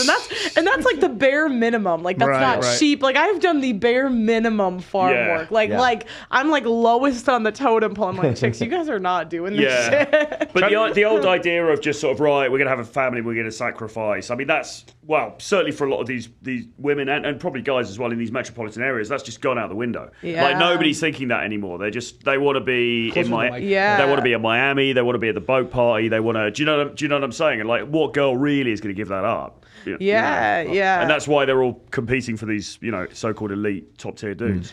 Yeah, all right. Because she was explaining it to me. She's like, "What do you really need to survive? You need food, shelter, and you need food, shelter, and clothes." But it's like you can pass on the like. She told me she felt like she could. I forgot what she said each kid cost a month, but it was way less than you'd think. Yeah, not until like a kid's in there's a will, there's a way. high school doesn't really matter. But we're too dumb. We don't know how to do anything. Like, do you know how to sew? I don't. My dad used to do carpentry. My dad would build like bookcases, and, like proper, not from like IKEA stuff, like proper from original wood and stuff like that. I mean, people don't do that stuff anymore. Right. Well, it's like crazy too, because we have the most information in human history. We could literally go onto YouTube here and learn literally anything. You can learn how to farm on fucking YouTube. Yeah. And people are like, I can give you like an in-depth channel analysis. I can do your thumbnails and your titles. but I cannot sew. I was like, sorry, guys. But it's become this world of specialists and stuff too as well and stuff because like you have to specialize and be like a niche expert in order to be known for anything at all and stuff like that. It's very hard unless you've already been famous or like you were a niche expert. This is what we tell people when we have students ask us about YouTube, we tell them like you have to hyper niche into one coin and hopefully you pick the right coin because if it goes bad, oof, right? But you pick a good coin, you do really well, and then from there you can be more general. It's the same thing for everything else. You hyper niche into some industry, whatever the fuck it is. You get popping and you get known for that, and then you can start branching out. Like Bradley Martin, for an example, right? He's super big, cool dude and stuff. Was all bodybuilding and working out in the gym, and now is doing like more of a podcast and becoming more of like an interviewer and stuff like that. And this is what a lot of people do and stuff. Like I mean, you could start off like hyper niched into like game or hyper niched into whatever it is, femcells or like school, and then go into something else later on. Have you ever thought about how like social media changes how we interact? I was like watching like high schoolers from like videos of high schoolers from like 20 years ago. I'm like, wow, I don't even know what the world was like without smartphones. It's pretty trippy. It they came for me in like when I was in 8th grade. Right. Like, I mean, I just remember, like, I remember being in middle school. This shit was like, yeah, we didn't have any phones until like, I would say like maybe the end of my 6th grade year. And people started getting flip phones and stuff like that. And then basically it was the girls who got the phones first, and every guy ran to get a phone because the moment you got a phone, you got to get their number. It was like there was like a, you know when Instagram first launched, everyone could get a super amount of followers. It was that same shit. So I remember like in my middle school, as soon as you got a phone, every girl would just give you their number and stuff like. And you're like, fuck yeah, dude. and then but that was kind of the advantage. So it was really like girls who like, at least from what I've seen, that like made everyone want to get phones, basically. Yeah. Classic. We just spend money. Spend money We and just shit. spend. You enslaved us, Yeah. We're like, Dad. But yeah, we've grown softer because of social media. We've gained a lot because of social media, but we've also been hurt a lot. I mean, relationships. I mean, we like it is kind of weird. We shouldn't actually know. Like the rich have always been rich. They've always done fuck shit, orgies, or whatever the fuck they're doing, degeneracy, and good things and bad things, right? Living in these great and amazing homes. But 9 times out of 10, you would have never seen it, or you would have seen a little bit, and that's it.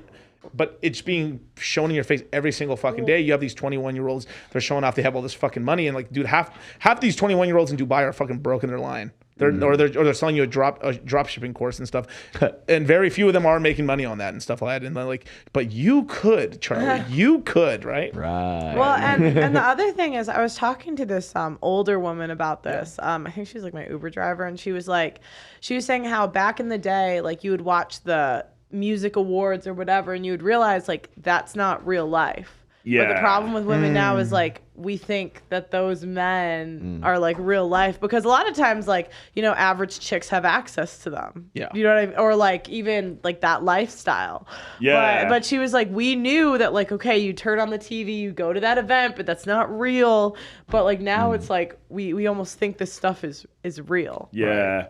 But that's what's really screwed up the dating market as well, isn't it? You know, the whole thing. And Rollo wrote his essay about this several years ago, talking about the global dating marketplace. Because now, like you said, theoretically, you know, an average to middling sort of girl, if she's, you know, relatively cute, can get dudes from like Miami or bloody, I don't know, the south of France or whatever, like small town girl. Dubai, DMing her and all of that. And even if she doesn't take up those opportunities, because not everyone is obviously going to, it's going to skew her perception of her value within the dating market. So, you know, Joe, who works down the local garage, is suddenly going to seem less attractive to her, you know, because she's looking at these dudes with like the 12-pack and everything else.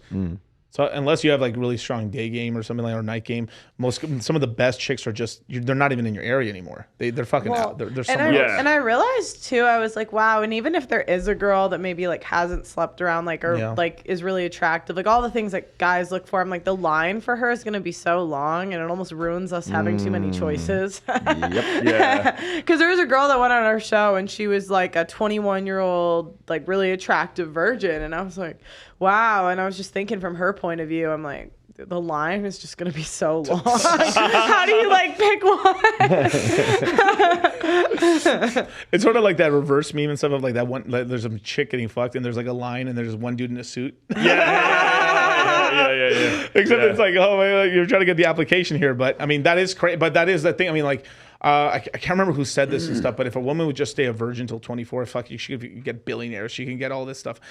And maybe a tad much, but or a supermodel could, waits that long and stuff. At least a millionaire. Yeah, at least a millionaire or something like that, right? But but it's that sort of thing, it's and this all comes down to money, scarcity, game. It's there's so much shit, and like I really feel like most guys never would. I mean, dude, the amount of stuff you got to learn as a guy and a girl is insane. And then on top of that, like it's kind of fucked.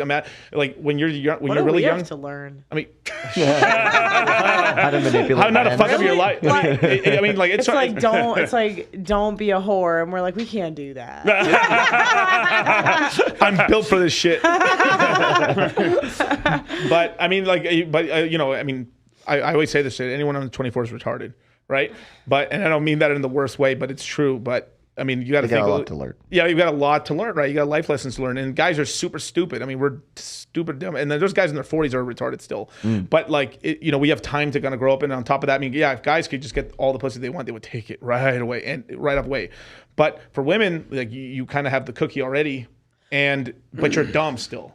Yeah. And- well, and I realized too, like we're also like kind of the equivalent of like porn addicts walking around because we get so much attention.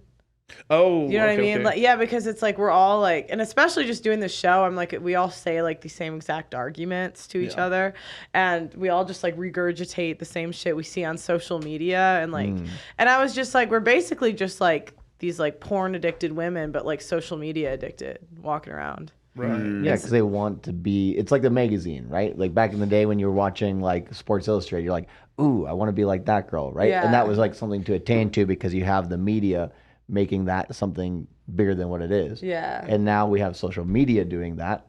Facebook was the first time, right? You're like, I know that motherfucker from high school does not have that great of a life, but he, or she, right, basically paints a fantasy. And that's now become like the norm. Like if you don't lie about your life on social media, like You're fucking up. well, people won't click on it. Yeah. Or even like, I remember like the last time I went out with like my volleyball team, I was just like, why do we have to film everything? Like, why do we, or even like you just go to a concert, like I went, Like not being in the moment.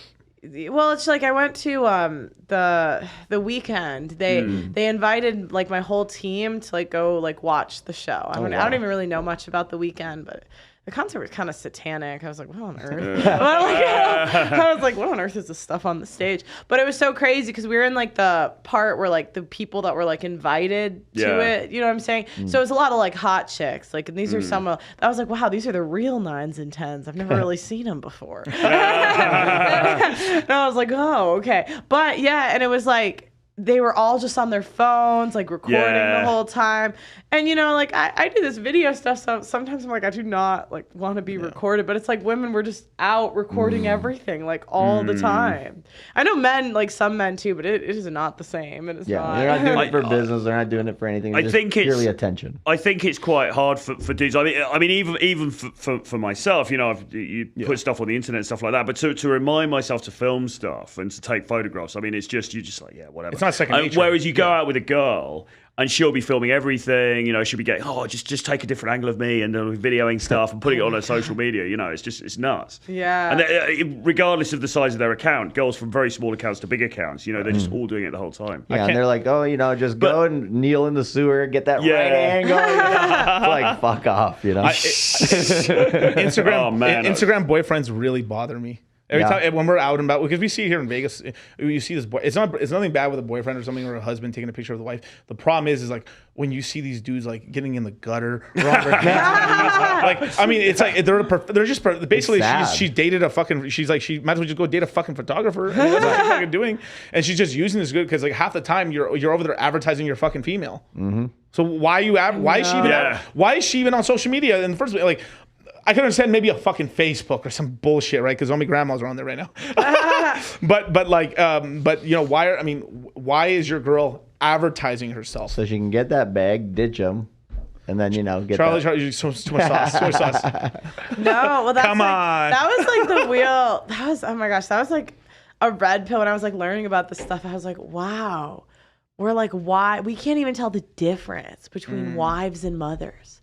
They look the same as single chicks. It's like, okay, before it's like you kind of know you move different when you're a mom and a wife. You know, you're not going to, you kind of expect, all right, when they're young, they dress a little sluttier. You know, you kind of, you know, your wife might have worn like a short skirt back in the day, but now it's like, but then it was like when you get married, you cover up. Now you're the Virgin Mary, you're a nun, you don't know anything. Yeah. But it's like, you can't even tell the difference. Like you have Keke Palmer, a mother wearing a thong to a concert. I'm like, like, you know, society's bad when you can't tell the difference. And then if you point that out, you're misogynistic or the bad guy. Or what about you, Pearl? Or da-da-da-da-da. Where it's like, all right, you guys, I think this is getting bad. Like, I think this is not. Yeah, I was like, maybe this is like not the best direction. Yeah, maybe. It's just it just always fascinates me though, the amount of power an attractive young woman has got, like, and even economic power. It's just incredible. Like you can, like on Instagram, you can literally, like, basically you're a hot chick. You're slim, you're a hot chick. That's it. 700,000 followers. You know, brand deals, people flying you out to places. It's just amazing. And I mean, for women, it must be, if you're either you're in that position, and that must be incredibly addictive because you've got that lifestyle, you've got those opportunities. But even if you're not, but you've got a smaller account, but you're thinking, well, if I play it right, I could get up there. I mean, it's no wonder that like dating is getting screwed. It's no wonder that society's changing, right? You know, because particularly these young women, they get given the keys to the kingdom, don't they? Right. If they're attractive. If they're attractive. Which is great, and they can have fun for a period of time. But, you know, then what happens, you know? The metaverse happens, and all of a sudden, it's 40-year-old dudes selling you their AI girls. That's where it goes. Well, it's like we trade a lifetime of happiness for like 10 years on OnlyFans. Right. It's like I think I can't remember. I'm gonna look it up after the show, but only 5% of women are still practicing. Like I think it was, the study was done with hookers, but it's either after the age of 35 or 40. 5% are left. Wow. So they get rolled out at 30, and then they're just like, go back. Well, I to think it's society? older than 30. Well, Okay. I don't know what, because I was thinking maybe because I was thinking, what are they going to do with us older women, like when we're single, childless, and like, and I was like, maybe they'll legalize prostitution. I would have hurt the market. The chicks. Well, but then I found out, men don't obviously want to bang old chicks, and only Right. 5% stay past the age. They're either 35 or I think it's 40. I think it's 40. Yeah. Stay where? Like keep practicing. Prostitution. They can't work. Yeah, like, they can't right, work. Like, right, they're out of okay. work. Yeah. Yeah, and then let's be for real, like most OnlyFans models don't even make any money at all. It's really like the 1% of like these chicks actually make any money at all. They're always managed by men. We're so stupid. We can't even sell sexuality. That is the one thing. It's like, why are we? And, you know, I know there's exceptions to every rule, but as a group, guys, we're dummies. Like, we're idiots. Hence the one-liners at the beginning of the show. That always surprised me about the whole OnlyFans model management, like model though, you know, that Tate's doing and the various other people. It's a bit like, well, can't these girls, like, they're the ones with the goods, can't they sell it themselves? They're like, no, we do all the back end stuff and everything. It's like, well, yeah, but surely, I mean, is it? Because they'll only work 2 hours a day, or they'll work 1 day a week, because that's enough money. And then it's like, cool, the rest is my free time. And they always say that, my free time. I think even like you said, OnlyFans girls, I mean, obviously not, you know, a fraction of them are making the really big money, but there's opportunities. I mean, I've personally met women, not OnlyFans, but with small Instagram accounts who are doing overseas trips. So they're getting flown around by people, like they're in sugar arrangements, you know, they're getting, so it's a very soft form of hoeing, if you like. I mean, you know, it's not like they're getting large sums of money, but they're certainly getting trips. They're certainly getting advantages off of, you know, and these aren't girls with massive followings. So it's just incredible the amount of power. Most women, 80% of women are hooking for trips. They're not even hooking for money. They just want the picture that they're in fucking Cancun or they're out in Dubai. They're not even getting paid money. Like you did all that traveling, you get a G. Congratulations, right? And like, and I'm not, just because somebody in the chat's kind of go crazy about this and stuff. Obviously, there's nothing wrong with recording yourself with your kids. You should take as many pictures as with your kids. That's beautiful, of course. But what we're talking about is like all these like, if you take a picture and a little video, cool. But it shouldn't be like that. Should be like 5 seconds or 5 minutes of whatever you're doing, and then the phone's away, and you're with the people you're talking to and stuff, right? Unless you have like a business or something, of course, right? No, it's kind of weird. You start to see these like moms treat their kids like purses. Like a purse? Yeah, like it's so Oh. weird. Like showing it off. Yeah, it's so weird. It's such a weird phenomenon where I'm like, is this like you don't even seem to like your kid? You just like No, like the just that. Instagram Yeah, picture but- that's with it. But that's also the tradcon thing, isn't it? Where the tradcon's like, oh, this is true happiness. Not Dan trad- Bilzerian. Look at me with my kids, and it's like, well, Have you seen? Oh my God, I trigger the tradcon women so hard. Yeah. Because I just point out, and like I don't claim to be like a traditional woman, but it's like all these chicks are like playing pretend. I'm like, you got married at 28 and you had 2 kids. That's feminism. Like feminism, because traditional women spend their primary reproductive years, which is like before the age of 25, like they care about the family first, not themselves. Yeah. So I was like, if you're not married before 25, sorry, traditional, gone. Were you a virgin? No. And you had 2 kids. It's like, okay, like that's feminism. I'm not saying you're a bad person, but it's like they treat me like I'm like talking crazy when I'm like, I don't think that's traditional. yeah. It's like they just Yeah. got lucky and cashed out at the top almost or something like that. Yeah, and I'm like, I'm not hating you for it. Yeah, I'm just yeah, like, yeah. I don't think that's. But a lot of girls fuck that up. They don't sell the top. They don't get at 28. They're trying and they're fucking it up because they keep going. Because I know a lot of women and stuff that are like, oh yeah, I'm trying to find a husband, but then they start dating fucking idiots again, and then by the time they're like, oh fuck, I'm 32 now. Uh-oh. Most of them most girls fumble that bag. That's a big shit that's pushed out a lot. Is that if you actually look at the Cosmopolitan Casino, it's named after this fucking whole thing. They pushed that whole thing of that lifestyle, and they didn't exist. It was bullshit. It was totally fake. I'll try to find the book later for you guys, but there's a whole book on that whole thing that they pushed out during the 70s and 80s with the Cosmopolitan and stuff like that. I mean, the Sex and the City shows and stuff like that. That's all bullshit. Like, I mean, even if you look at something like Oprah's like magazine and stuff, they did calculations.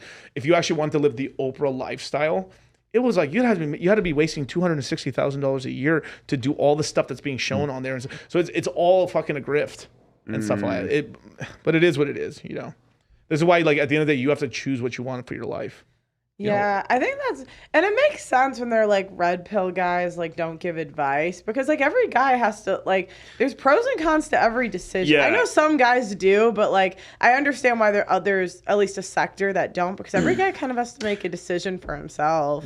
They do, and they have to decide what kind of lifestyle do you want. And I mean, I think one of the issues I've got with the tradcon people is that they're so preachy about it. They're like, oh, if you're not, you're a degenerate and all this kind of stuff. And it's like, well, I mean, it's different strokes for different folks, right? And it's sort of like, if you want to live that lifestyle, that's absolutely fine. But equally, you've got to look at the divorce rate. You've got to look at the infidelity rate. You've got to look at, I mean, Rich Cooper recently was tweeting about how much happiness is there even in relationships that remain together. So, like, you've got to look at the reality of the situation here and think, well, do I actually want to do that route? Or am I just doing that because... society's telling me how are to. the incentives in line to be able to do that in a positive way? Like a lot of times the incentives are just so out of whack it makes 0 sense. Well, and even if we take out the numbers, the stats, because the tradcons will always manipulate some stat. They'll be like, well, rich men are married. I'm like, yeah, because bitches love rich men. And like the guys then make more money because they're like, oh shit, I got all these kids. Like, I don't think he's taking home more cash. Like, and but it's like, okay, is our reputation as wives good? Like, let's just ask ourselves this, like, really across the board, or like, are men saying, yes, Western women, you are amazing wives? Like, and like, I think a lot of us, we really got to be honest with ourselves. Like, most of us were not raised to be wives. Even if you came from a 2-parent home, your mom most likely did not teach you to obey your father, which is the number one thing you're supposed to do as a wife. You're supposed to obey. Most women have not been taught that. Most of us have no real skills, right? None of us really can cook from scratch. None of us are that neat. Like, I think most women nowadays, we're messier than the men. We need to put Pearl's face on an obey shirt. Like, and then they'll come at me and be like, Pearl, are you this like trad con? I'm like, no, sorry, I wish I was, but like, it's like, we do the best we can, but it's like, I don't think we can improve if we can't even say, hey, this is the ideal. The ideal is, but it's funny because men understand the ideal. They're like, yeah, that jacked guy with money, Right. like that runs the company. That's the ideal. But as women, we can't say, okay, the virgin women that marry rich men young, I think they're winning, or pick a winner young. It's because you don't have good idols? Is it because you don't have good idols and The stuff? old women I get think jealous. I think it's because like we interpret the, so if I say, hey, I think I'm 26, so if I say a 22-year-old woman is hotter than me, Yep. then therefore I need to be offended because I Tate said I think he had a clip that said I'd rather date a 19-year-old than a 26-year-old, or the more desire, something like that. And I was like, I'd agree. Like, And Zirk only fucks teenagers. Yeah. No, but I was even thinking about myself. I'm like, yeah, I was probably better at 19. Sorry. But it's like we can't live in reality because then it makes us look bad because most women look bad in some way. Well, but then you get the sort of self-defining, no, I'm a queen, and it's some girl and she's very overweight and all the rest of it. We see it on these shows all the time, don't we? And it's but then if you say, yeah, I'm an average chick, they're like, you hate yourself. I'm like, I don't think that's it's, Yes, queen, you're a 10. Yeah. But I just like to live in reality. Like, I don't understand why as women we can't just say this is the ideal. That virgin, that waited, the hot chick, the model there. Like, Megan Fox in her prime. Oh, yeah, we're talking Maybe without the being a whore, but that would be the ideal. But it's like, no, Lizzo is the ideal. It's like we just live Cardi in B. la la land. Was it you or I forgot who said this and stuff? But when you're like, he's like, all right, if they love Lizzo so much and say, oh, you look just like Lizzo. Yeah. Right? See how offended they get. Like they're always bigging up a bunch of these people and stuff. But then you tell them you look like them, and then why they get offended. Yeah. Well, and you asked why, and I think it goes back to we're dummies. We're idiots. Like, I genuinely, and I don't even say this, I've just come to this conclusion. I'm like, I think men are just superior. Like, I know, and I know people think I'm mean, but I was like, I can't think of one thing we're better at as a group. I'm like, we are more likely to kill infants and elderly. Think about that. The one thing we're supposed to be good at. the nurturing. The top Michelin chefs are men. Yeah. It's like men, if you put $1 at the end of it, if you put $1 and said be like the most nurturing person, men would just figure out how to do it better than us. Right. like men, they just figure shit out. So I think I've seen you talk about it somewhere, but I mean, what's your view on the passport bros then? Do you think that's fair enough under the circumstances? Yeah, I mean, well, one part of me is like, well, if she's not loyal to her country, how loyal is she going to be? That's someone said that. I thought women are really bad at everything. Yeah. but at the same, I mean, there's pros and cons to it. I've heard some guys say if you bring her back, then you're going to be in the same problem. That could be because now she's going to be this commodity. But I also say, fair enough. If anything, we should kind of look at those countries that they're going to and say, what can we learn from them? Right. Yeah. Like, I heard the Asian chicks are like the first picked on dating apps. And I'm like, well, I mean, we could probably learn something. They're probably more submissive than us, They're probably thinner. Okay, we could probably learn something there. But women, we don't learn. We just whine. Yeah, it's goddamn. Yeah, it's just a kind of crazy thing what's going on with the world and stuff like that. I mean, it's just to go back to the idols and stuff. I mean, they were pushing Kim Kardashian forever and stuff, and this is where a lot of girls grew up with. I mean, because me and Charlie studied demographics and stuff, and I mean, pretty much half of them were I'm right in the middle of the millennials, right? Mm-hmm. So I was 91, right? I think the youngest millennial right now is 25. I think it's me. Yeah, how old are you? I'm 26. Yeah, so you're right on the so 26, 25 is the youngest millennial right there, right? And you got to think the other half of the millennial girls, if they've already fucked their lives up, they're fucked already. They're all cat food women. So what's going on is all the top millennial guys are basically stealing the extra chicks. I mean Zoomer chicks. Mm-hmm. And then on top of that, if you look at most other countries, right? If you're passport broing, we're essentially cucking out other dudes in other countries and taking their chicks and it is what it is. But Well, and honestly, it's going downhill across the board. Yeah. I deal with so many international people on the podcast, and my one producer's from Nigeria, my other's from Zimbabwe, and they'll tell me the women are going downhill too. We're having the same issues. It's just a generation delayed. It's cell phones. So yeah, social media is ruining all of us. best. Right. That's true. Because we're dummies. I think Russia. Sorry, guys. Russia will hold out for Idiocracy a at bit. its best. Well, because the war and stuff, the Ukraine too. Wow. But Yeah. there's a lot of. I mean, dude, there's just. I mean, not to talk too much about that, but like, dude, all the guys are sending to the slaughter over there. It's insane on both Oh, sides. mate, it's oh my insane. god, bro. Insane. It was crazy actually because last year we were in Poland and obviously a lot of female refugees had come over to Poland from Ukraine, and we were definitely. It was funny because Tusk was saying, we talked to girls and not we'd meet different girls like Polish women, whatever. It wasn't, but we would sometimes meet girls who'd come over because of the war, and like Tusk would say, oh, I got this girl's Instagram, but she's got this like weird, it looks like this weird burner Instagram account that's not her real one. Do you know what I mean? And she's married. Exactly. Yeah. It's a really, and we were like, what a sad state of affairs, Even Eastern European women, we're like, God, we can't even be loyal. Well, yeah. And like, this is like, how I came to this conclusion? I was trying to think of anything we were better at, and I couldn't find anything. I mean, what was it? The classic, the village girl is dead. She doesn't exist. Or not really. Unless she has a very strong father with a grip on her. But yeah, it's kind of crazy. And I mean, what was your experience in Japan, Charlie? Because that is a very different world. Do you live in Japan? Yeah, for about 10 years. Oh, wow, cool. Yeah, but in terms of what do you mean? In terms of like, I guess like how because like this is, I think we said this on your stream earlier today too and stuff. I think Pearl asked was like, what's going on there too? Because you have really good women there, Right? But the birth rate is dog shit. Right, It's very bad. I mean, and that more goes down to basically work culture, right? A lot of the time, which is because they've adopted a lot of Western work culture because it makes the most money, and also these countries have also worked with the United States, been formed after World War II to the global economy. Now all of a sudden, instead of having just one, husband basically working like a dog because they work really, really hard there, and then the woman would be able to stay home, take care of the kids. They have the nuclear family all as well. Right now, both of them have to do it. Right, and then you get the same problem, which is you have some women who are like, I'm going to be a career woman until I'm 38, then I'm going to have kids. Oops, I can't have kids.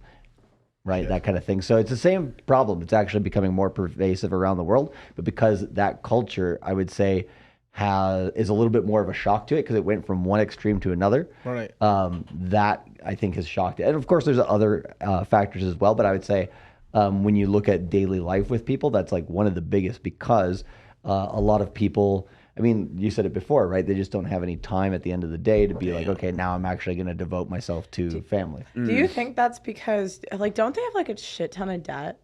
Oh yeah, the country does, Yeah. and people do as well. But I mean, it's the same thing as here. It's like you're promoted to take on debt in order to try to. Right, but I was just wondering because I think it was years ago. I could be wrong, but I thought like they were leading in debt or like at least like one of the like biggest debt, and I was wondering if somehow like that transfers on to the people where they're most of the debt's owed to themselves. So it's kind of like you they created it. They created in Japan specifically. Yeah, like you're printing your own currency to buy your own debt, which is just basically a way to finance and print money and stuff, right? So does that go to inflation? It's similar to what the United States does, but a little bit more crazy. So Japan is the first nation to lead this charge because so there's a thing we teach in crypto and stuff. And we teach, and it's a red pill truth. Everything's a Ponzi. Everything's finite. It isn't going to last forever, right? You are going to die. I'm going to die, right? Sad, but I mean, but everything ends, right? I mean, the Roman Empire. Gone, Greek gone. I mean, the fucking Babylonians gone and stuff like aliens dead. Maybe the Mayans gone, right? Text. But if you look at this, right, so what's going on is the in terms of money, the underlying thing that powers everything, the bottom of the pyramid, what holds the real fucking denominator right there of everything is your nation growing in population. Yes. Period. That's all that. At the end of the day, if the average couple in America is having 3 fucking kids, one to replace you, your husband, and one for the economy is like this. It's fucking straight up like this. This is why, people like George Gammon and stuff, like they're investing into what's called Colombia. It's one of the few Latin American countries with a good demographic because they're actually having kids down there. That's why people are investing money right now. Mexico's demographics are good for the next 20, 30 years, so people are putting money there. It's the same thing in the Philippines. So basically, people are buying into the Philippines, investing, and they're going to fucking exit in the next 20 years out of Philippines because then they're going into population decline. Japan was the first nation to they had a big baby boom. And what ended up happening is that they were the first to kind of the population started going down. But so what they're doing is they're using their own debt, which Japan has done this in the past, where it's called a jubilee, where they say, I forgive all the debt that they can forgive. Right. And they're going to do that probably at some point. But this is why, but since they were the first nation to do it, happened to them, they went into automation, and they're probably going to be the first country to kind of survive. So everyone's kind of looking at Japan as like, what's happening? If you kind of look at what they did, right? If you watch the documentary, The Princes of the Yen, they basically made a deal with the Bank of International Settlements, which is the world's central bank. IMF, yeah. Yeah, it's like a deal with the devil. They were just like, hey, we have a pretty good economy going in the 80s, right? And they're like, well, we want to keep it going, but we'll have financial warfare happening between Western countries and Japan if they smoke everybody. So instead, why don't you guys just like sell off a lot of your good land, a lot of your good assets, kind of bastardize your currency, and we'll let you into the club. You'll always be in the top 5, right? And you'll make enough money, but, right, you have to like sell off half your country. Right. And this is why. I'm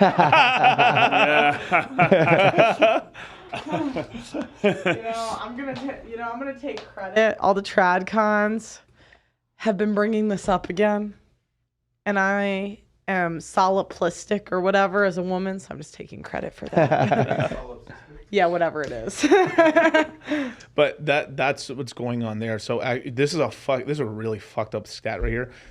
The Japanese economy in terms of GDP growth, which is like it's like the average income of the country, basically, right?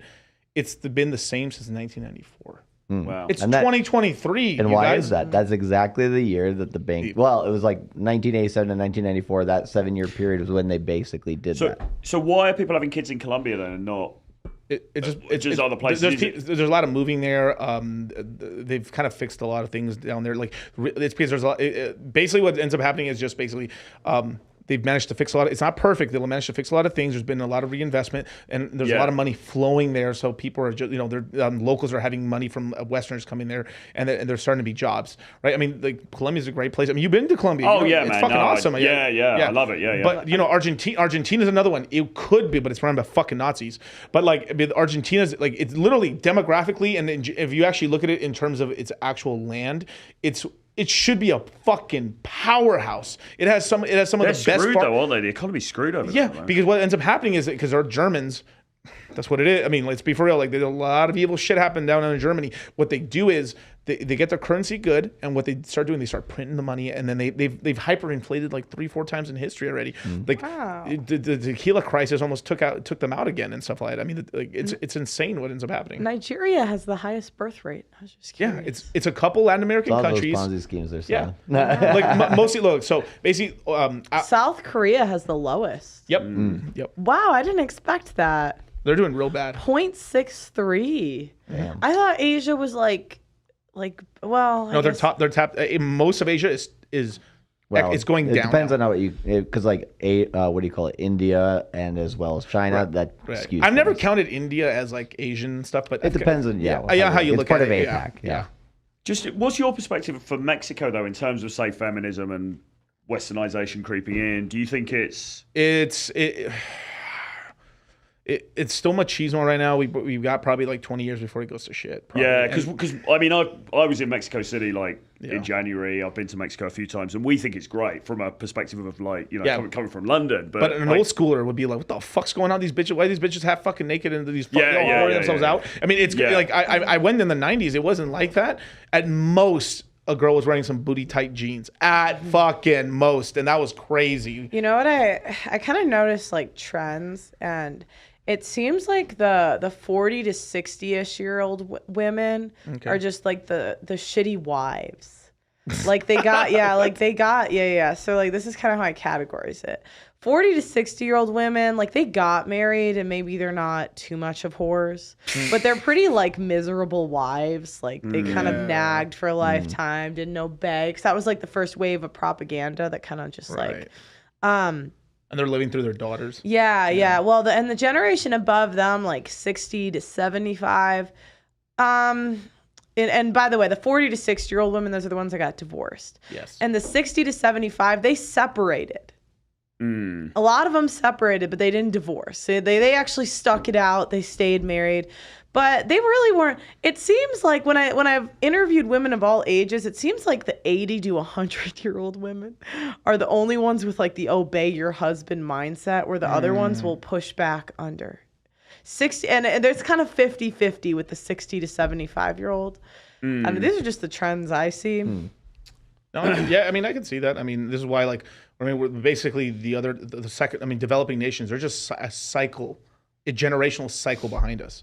That's it. But you gotta imagine, you'd have to go. This is why in Africa. I mean, maybe in Africa, maybe they're like a cycle and a half, but because of smart, like it took. I forgot how long it took. It took like 100 years and stuff to get like telephone wires and all this stuff done there. It took what, like 30 years to get internet across the world. And it took, and then phones ended up, like smartphones ended up taking like 10, 15 years. As soon as your smartphones came out, within 2-3 years, you ended up having them all over Africa. Like one of the biggest currencies in the world is basically internet phone minutes. In Africa, it's become essentially a cryptocurrency where they're trading SIM cards with like, I have international calling on here. I've got 25 minutes. Damn, son. Shit. I'll trade it for a donkey. You know what? And that's what's going on. But Africa's got so basically, like, Africa's got the highest growth rate right now in terms of population. Then I would say it would probably be some parts of Latin America. That's starting to fade real quick, actually. So, and then we have basically all of Asia's tapped out already in terms of, like, they're at the peak right now. And what that means is they have a bunch of millennials, and they're going to be like, all right, like the Philippines. The Philippines are good for about 25 years, and then what's happening is that the millennials of the Filipinos and stuff, they're not having kids at the same rate, so they're gonna start doing bad in about 25 years. But they're doing good now. They're gonna do really well right now. Okay. And you know what's crazy? I always thought like birth control was the root of everything, but it actually started, like, the birth rate started declining in, well, actually the 1800s, but it started actually like more, I guess, dramatically declining in the 20s, like the roaring 20s, because what would happen was women, that was the first time before the 20s. You talking about the flappers? What? The flapper girls? Oh, yeah. Yeah. Before the 20s, they would go from their dad's house to their husband's. There was no in between. Yes. The 20s was the first time women would like get their own apartment, maybe work. Right. And it seems to be like, to me, I think like women spending our primary reproductive years working was like, I don't want to say just, but also a big like impact in addition to birth control. Because like we can have a cultural shift, but that doesn't change biology. I mean, it's going from agricultural to the industrial age. I mean, that's, you don't need as many kids. You don't. I mean, like, if we all lived on farms, like, why wouldn't we have 8 kids to help around? To play maybe this Devil's is like, advocate or something? maybe slightly devil's Go for it. advocate, but if say the elites or whoever, you know, they see us as the tax slaves and everything else, wouldn't it behoove them to get everyone to have more kids? Because then the economies would do really well, and then they take more cash off the top. So you know what I'm saying? Now, this is just theory to me. Maybe Charlie has a different answer on this, but to me, it seems like we've hit a certain level of technology and automation that you don't need as many people for them, because they've already can create enough, and so now it's more about controlling it. Yes. And getting it down. Well, that's a good point, actually, because AI, obviously we know how many jobs AI that shit is dangerous. Yeah, that shit is dangerous, you guys. Yeah. Sometimes I think AI will just replace women's jobs, and then boom, we'll be back at home. Well, Yeah, because we're like dummies. Like, men will figure something out. You still need the men to do like the physical labor, like they can't AI plumbing, Not and, like yet, electricity. Not yet. But in 40 years maybe, but not now. Like we still have a good, like, anything you cannot. Like, these machines can't, but a lot of like white collar is going to get fucked in the next 10 years. Wow. Well, yeah, it's the people who are the most skilled. Yes, right. That will basically they'll be able to scale their skill, and then the lower skilled people essentially get cut out, and they'll have to learn how to use AI as that skill. And if they don't, then so it is a building up for the people on the lower end as well, but they have to lean into the new technology. And there's like a really, really fucked up thing that I like. This is just a speculation on. This has to do with IQ, right? Where they're saying like every time we have these technological jumps, there's like a bare minimum of an IQ where you can be above, like where if you get your job taken away, you can, and then you're fucked, right? Where people there's like there's really smart truck drivers. Like, some truck drivers lose it, and then they end up running a whole fleet digitally, or they end up just converting into something else and doing a lot of money. Well, what happens is, as technology keeps getting more and more advanced, it's like the minimum level of IQ in order to succeed keeps going higher, that it starts affecting larger portions of the population, because not everyone's going to be like, most people are at the average. Like if you're above 100, you're not normal. I mean, you're kind of above normal. But I mean, what is it? The military doesn't take anyone under 70 IQ for a reason, because it's like they're gonna fucking kill everybody by accident, you know. And that's what's kind of the weird shit that's happening. Where like I mean, that also could be what's going on too. Is that, I mean, females don't have to like do this because they just got to get fucked. I mean, you know. But like it could be this whole thing where like the IQ keeps rising and rising. That's also another thing where like those guys are the ones making money. Then they get to breed, which then ends up making the race smarter. Well, and the IQ. Well, the IQ of the whole population is declining. Because women ruined the industry, really. Like this is so true. This is I'm gonna explain this. So in the 80s, basically, women like went into education. Like it used to be a male dominated field. Then women came in and we were like, oh, let's make it fair and equal. And they like, it used to be that you would like have standardized tests. So we would study, you would take a standardized test. Women made it more subjective. So projects. Yep. Yeah. Homework, all that bullshit. Yeah, and then you see IQ. I mean, it's been dropping for 100 years, but it dropped a lot quicker since the 80s test scores. And it's so funny because now we have a teacher and a teacher's aide, and they literally can't teach as well as one man. Like 2 women can't do the job that 1 man used to do. We're dummies. Well, now they don't even like if you don't pass the test, they're like, well, we'll find a way, and then still put you through because it's a business. So crazy. I don't know my multiplication tables. Swear to God. Well, we got the smartphones. Yeah, I know, but like, how did I make it this old? And I don't know. I can do up to like 6. I can't do 7s and 8s. I have to. You know, like I was like, how did I keep going in school? Yeah. I just always told the teacher, I was like, yeah, I'll just use the calculator. They're like, you're not always gonna have a calculator. I'm pretty sure I will. Yeah, I know. That's when they'd be like, you're not going to be able to get away with this in college. And it was like me in college. I'm like getting away with it. Yeah, like I'm sleeping in class. Like, but it's true though, in a way, isn't it? As the technology improves, do we really need to have the same recall? Do we really need to? Because like now, you can just look everything up on. Yeah, but then I think that's the problem though, is you're so reliant on like the top people to run all that stuff, and they have more control.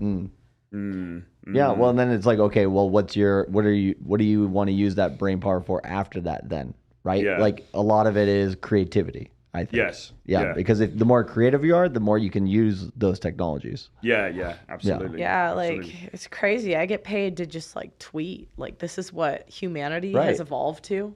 Peak performance, like you may not like it now. My grandma, and I was thinking about this. I'm like, my grandma had 13 children. My grandma knew how to sew. She knew how to like, you know, I still cook my grandma's like homemade recipe that you know, this is like, I can cook a few things, you know what I mean? Like these cookies from scratch. But like my grandma like made up this recipe, and I was just thinking, I'm like, wow. Well, she wasn't distracted by, you know, the smartphones or the devices too. She had the time to be like, okay, there's like, nothing to do right now tonight. I'm going to do this. It's going to be great. Yeah, and I was just thinking, I'm like, I'm her granddaughter, and I tweet. And I'm like, this is how humanity is going. I'm gonna do it, you know, I get paid to do it, so it's just like, you know, don't hate the player, hate the game. But I was thinking about this. I'm like, wow, this is how humanity's like. It is incredible, isn't it, really, where we've got to with all of this stuff, you know? It's just like, it's a bizarre sort of like reality that we're all in now of this, you know, just being on these platforms and just doing this stuff, you know? And even watching like Amish women, like I'll watch videos. And I grew up, we would get our furniture from the Amish. So I've actually like, you know, kind of talked to a decent amount of them. And it's so crazy what they do in a day. I couldn't accomplish in a week. Yeah. They like get up at the crack of dawn. They do all the cow stuff, and I'm like, wow. They like sew their clothes. I'm like, butter. wow, they're absolutely smarter than us. Yeah.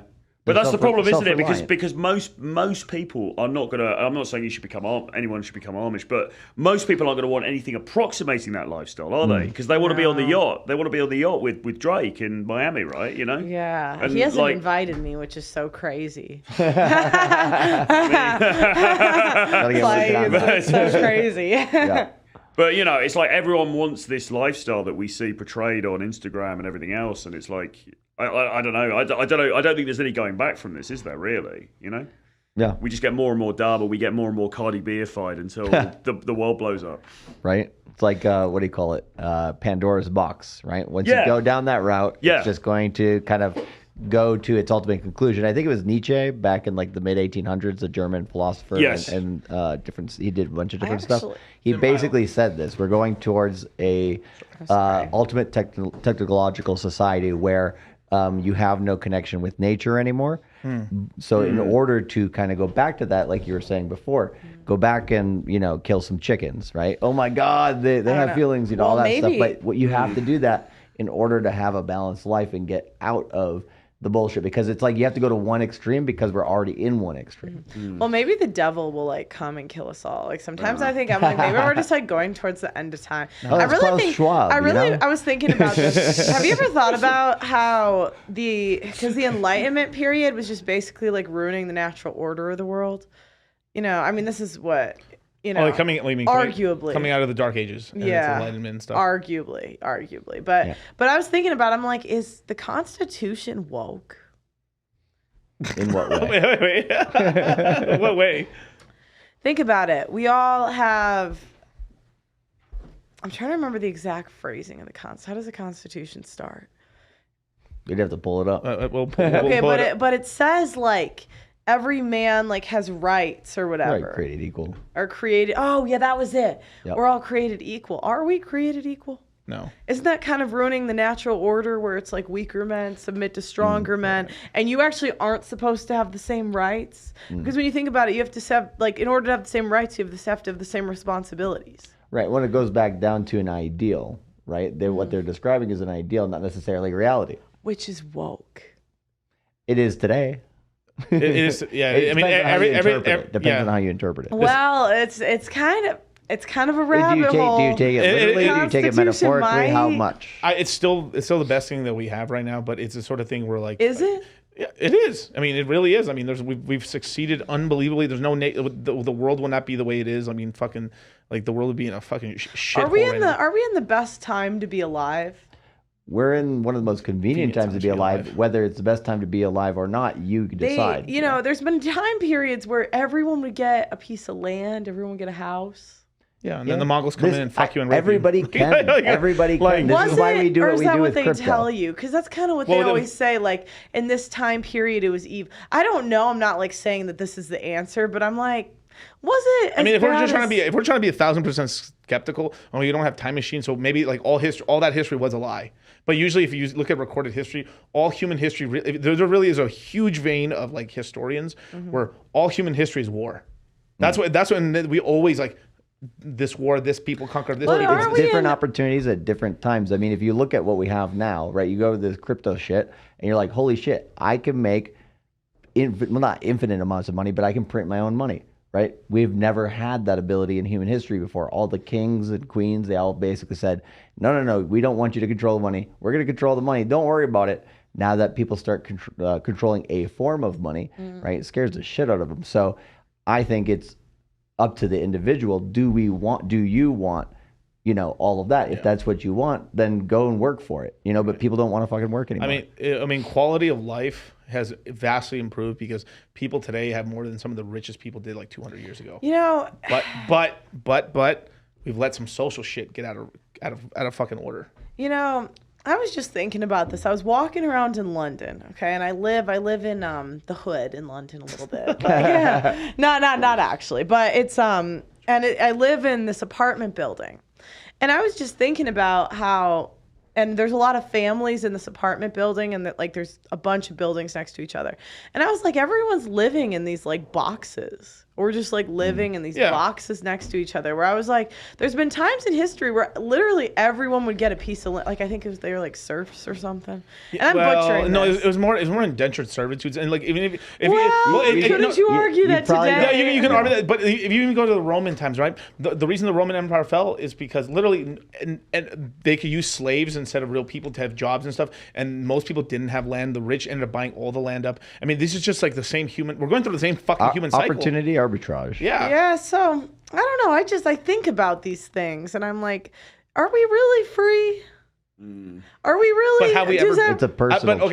But have we ever been free? Because before we were fucking. Let's just say if we go back, if we're doing this fucking experiment, we go all the way back. We go to caveman times, right?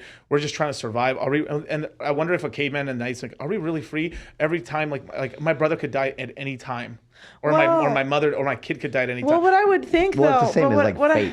Yeah. But I'm thinking though, like with the equal rights or whatever, I was thinking about this. I'm like, wait, so basically in the caveman days, like these cavemen would build the society or whatever. Yeah, tribal But- 100. Yeah. Yeah, but then I'm like, they wouldn't say everyone's got equal rights in this society. No, but They all have different organizations. And it's like, I don't know. Well, we're taking L's to the environment in the overall. I mean, it's like a shortened lifespan. I think we talked about this earlier today. Well, was it a shortened lifespan? Probably, go invent a time machine. Tell me. but like seriously, but there is points in time historically that they've said, yeah, some people have only lived to 27 during Roman times, during the bad times, during the crisis. Well, like the plagues and shit, plague, not just the yeah. plagues, but there's these cycles where like life expectancy goes to shit like really Right. badly, and then it only recovers to 40. And then if you're wealthy, maybe you could live, or you just got these gangster genetic. We all know, heard of people that they smoke cigarettes fucking 2 packs a day for all their life. They live to be fucking 90. And there's some people they smoke 1 pack for a week and they catch fucking AIDS. You know, like, you know what I'm saying? Like it's genetic and stuff. But there's people with these god tier genetics and stuff for like some stuff. Like I mean, you have people like fucking Ronnie Coleman and stuff. Dude basically almost wins an Olympia, no steroids, gets on steroids, goes 8 times. You know, and you have some people like they could put all the steroids in their body and look like dog shit. You know. And there's all that there and stuff. So it's, I mean, I don't know. It's like I wish I could tell you because like I mean, depending like we got so this whole Android 19 COVID shot crap, like it shook so many people, even me too. Like it shook everyone up that we're doubting everything now. Completely like government's talking about fucking aliens now. What the fuck are we doing right now? I think they did that to see how stupid we are. Yeah, Yep. well, of course. They're like, how stupid is the population? But you think they would know already? They're like, we have these girls like doing the talking things on TikTok. And they're like, Remember the fucking Chinese pushing the fucking NyQuil challenge? Well, do you think the Earth is round or flat? Don't ask me this, man. It's flat as a pancake, man. Flat as a pancake. No, it's actually it's a cube. It's a cube. It's I in think the it's fourth hollow. dimension. I think it's hollow, and there's a race of elites living in. No, I'm saying we could try the floor. Oh, yeah. I mean, okay. So the whole thing with like now, if I'm understanding, there's like 2 sides of these flat earthers. One that the moon thing is just it's bullshit. It's just it's up in the atmosphere. It's not actually in space, and it's reflecting. You know how like the moon doesn't move and some shit. You goes, God damn it. Here we go. That's actually showing all the real continents on the planet. Right, like we're a flat surface, and what's going on is like supposedly there's some ice wall, like we're being blocked around, and there's actually all these other nations out. It's sort of like we're fucking, like really, if you really think about it, let's say we're on Attack on Titan and we're on the fucking island, and there's all these outside nations that basically have like these guys are like mega retards that can actually kill us all. So we put them into this island. Like if you guys, my anime dorks will know what this is, but like there's a whole anime on Do that. you think shit. the Earth is flat? Legitimately? Yeah. There's a chance. I don't think so, but I mean, but if we're going off of fucking religion and we're going off all this, I'm not saying it's zero. I'm not saying it's zero. I don't think it's very high. I think we're round and there is space and shit.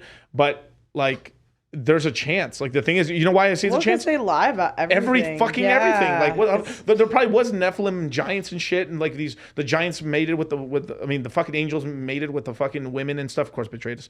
And then fucking gave birth to the giants, and the giants were ruling over Babylon and all this crap. And then there's fucking whole things about Atlantis real? No, they're proving that maybe it was actually in Africa and it got flooded out and shit. There's yeah. It's like you know where like the there's like okay in Africa, you know, like that round part right there on Africa, there's if you go right there in the center of the desert, there's like it's shown that like it looks like there was fucking huge tidal waves that destroyed something, and there's kind of like this weird thing, like a pattern in the rocks that's kind of like waved out. Yeah, that could have been Atlantis. And it makes sense and stuff because like the Egyptians, I mean, if the earliest accounts of Atlantis came from the Egyptians, right? And it was like high priests that kept these stories and stuff like that. So it could have been, yeah. I mean, it could have been the Atlanteans that gave a lot of the information to the beginning societies of that. It could have been the Atlanteans that escaped that gave that gave this extra information to people on the Nile that created the Egyptian kings who were black, by the way, who were black, then eventually became more mixed race and stuff just through over time and stuff like that. It just there's all tons and tons of shit, you guys, you know. Yeah. But do you think it's a problem that now? Look, MA's in the chat. Just one second. DCC. The world's not flat. It's okay. No, the whole thing is it's a thought experiment. It's a thought experiment because look, I'm in crypto. I've seen the impossible happen. I cannot discount anything. I've seen the Earth it's flat now. Flatten itself out. Yeah. 10,000. I've seen 10,000 X, man. Hex ain't dying. But like, you have these are like as an F. Like I'm a fundamental analysis guy, so I have to like I have all these like imagine like as an example like I have to have like if this is my main thing that's driving me forward. I have to be able to simultaneously run different simulations in my brain and then be able to like see, okay, maybe this is now the world's changed, now it's going this way now. And it's sort of like we're in multiverse. We can go into all these different multiverses and we have all these choices and this pushes us in this direction. So like I have to have a bunch of what ifs in scenarios. Like this is a big what if right now. Like I told this to a lot of guys inside the Crypto Mindset meetup. If you didn't go, damn, that's sad. Yeah. But big sad. But I told this to people like 24, like we're doing really well. We got the Bitcoin halving, the fucking election. They're not gonna crash the economy during a fucking election unless they want fucking like martial strife, right? Which they might.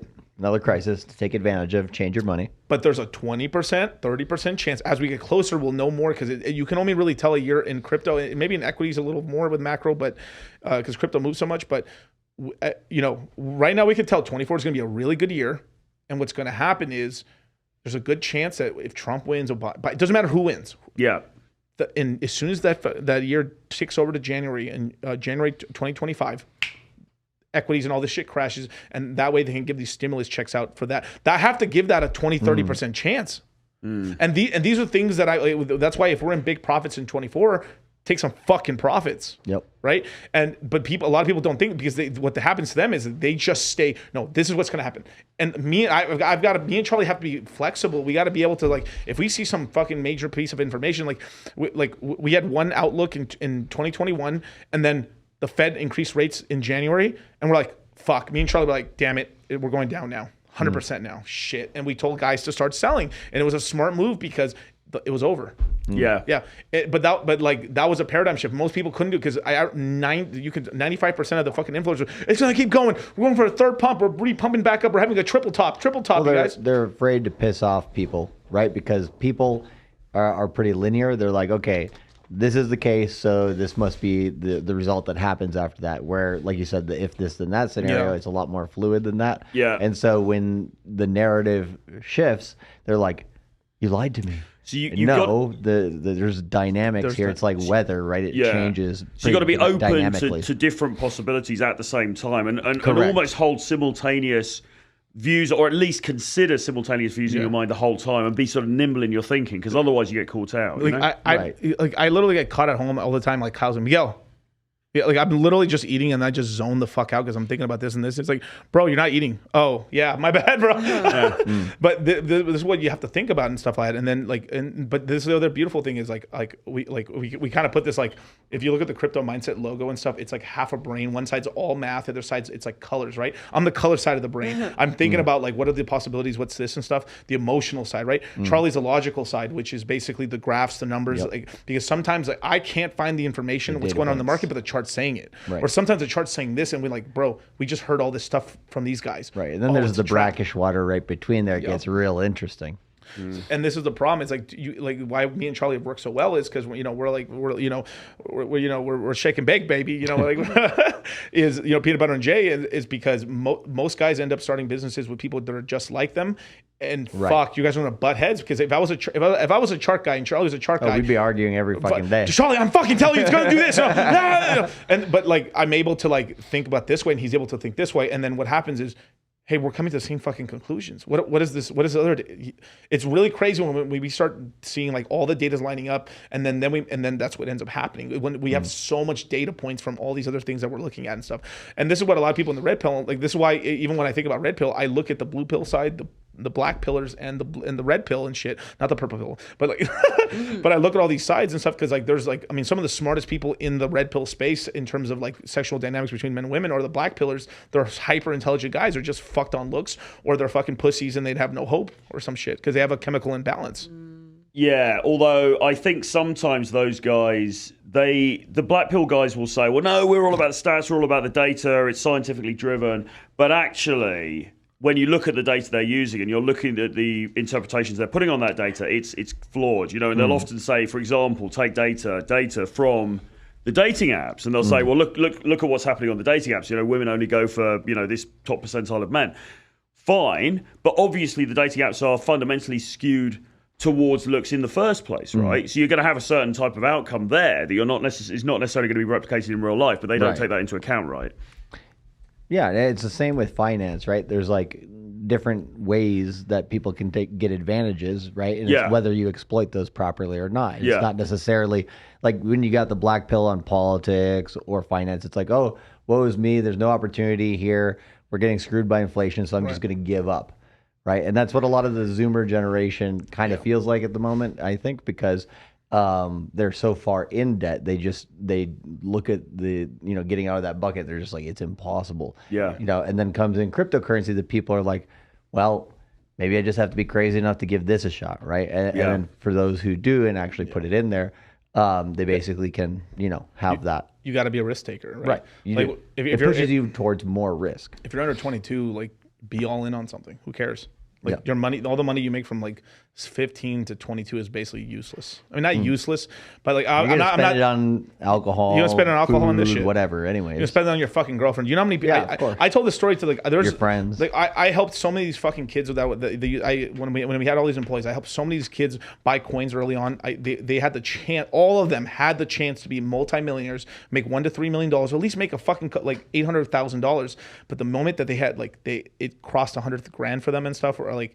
They ended up taking the money out and just spending it on fucking pussy. Like I knew that already. Like that was gonna happen. You're gonna buy yourself a truck, you have a girlfriend, and then all of them did this shit. And and then I have their moms tell me like my fucking son's a fucking idiot. Because because they would tell me, it's like, Miguel, are you sure this safe? Yeah, you're fine. Like it's gonna make good money. They made a lot of money. Really, the money went up really quick, and they took profits too early and stuff, and because as soon as they got that, it's because the social media, they wanted to. I told them like, at least keep more than half. Only like one guy kept like half of it.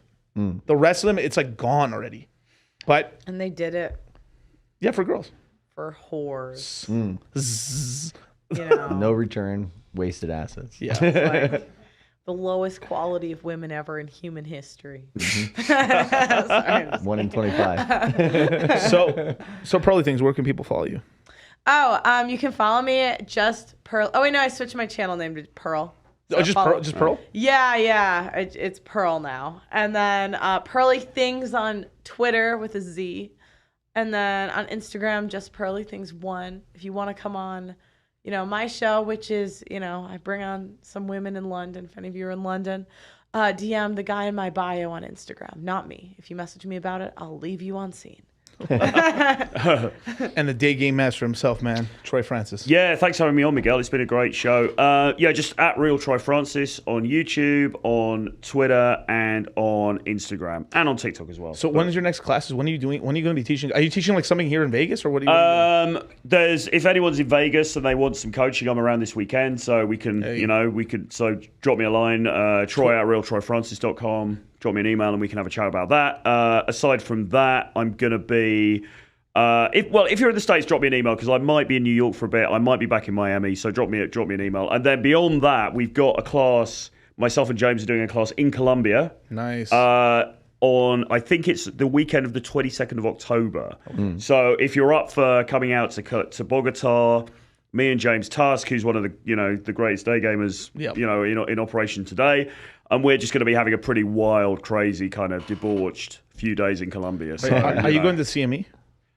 Yes. Good. Yeah, yes. We'll be there too and stuff. We'll be speaking. Absolutely, there. Yeah. Definitely and stuff. And Charlie. Cultivate crypto on every platform. So just look on Instagram, Twitter, YouTube, whatever. Just cultivate crypto and do it on YouTube. Subscribe, baby. Basically. If you're watching me right now, you're watching me. So there you go. Dog Cost Crypto everywhere. But thank you so much for joining me. I'll catch you guys on Thursday at 8 p.m. Pacific Standard Time. And, we have so many guests to shit. We might even have a Zerka stream pretty soon. So, nice. Hey, peace.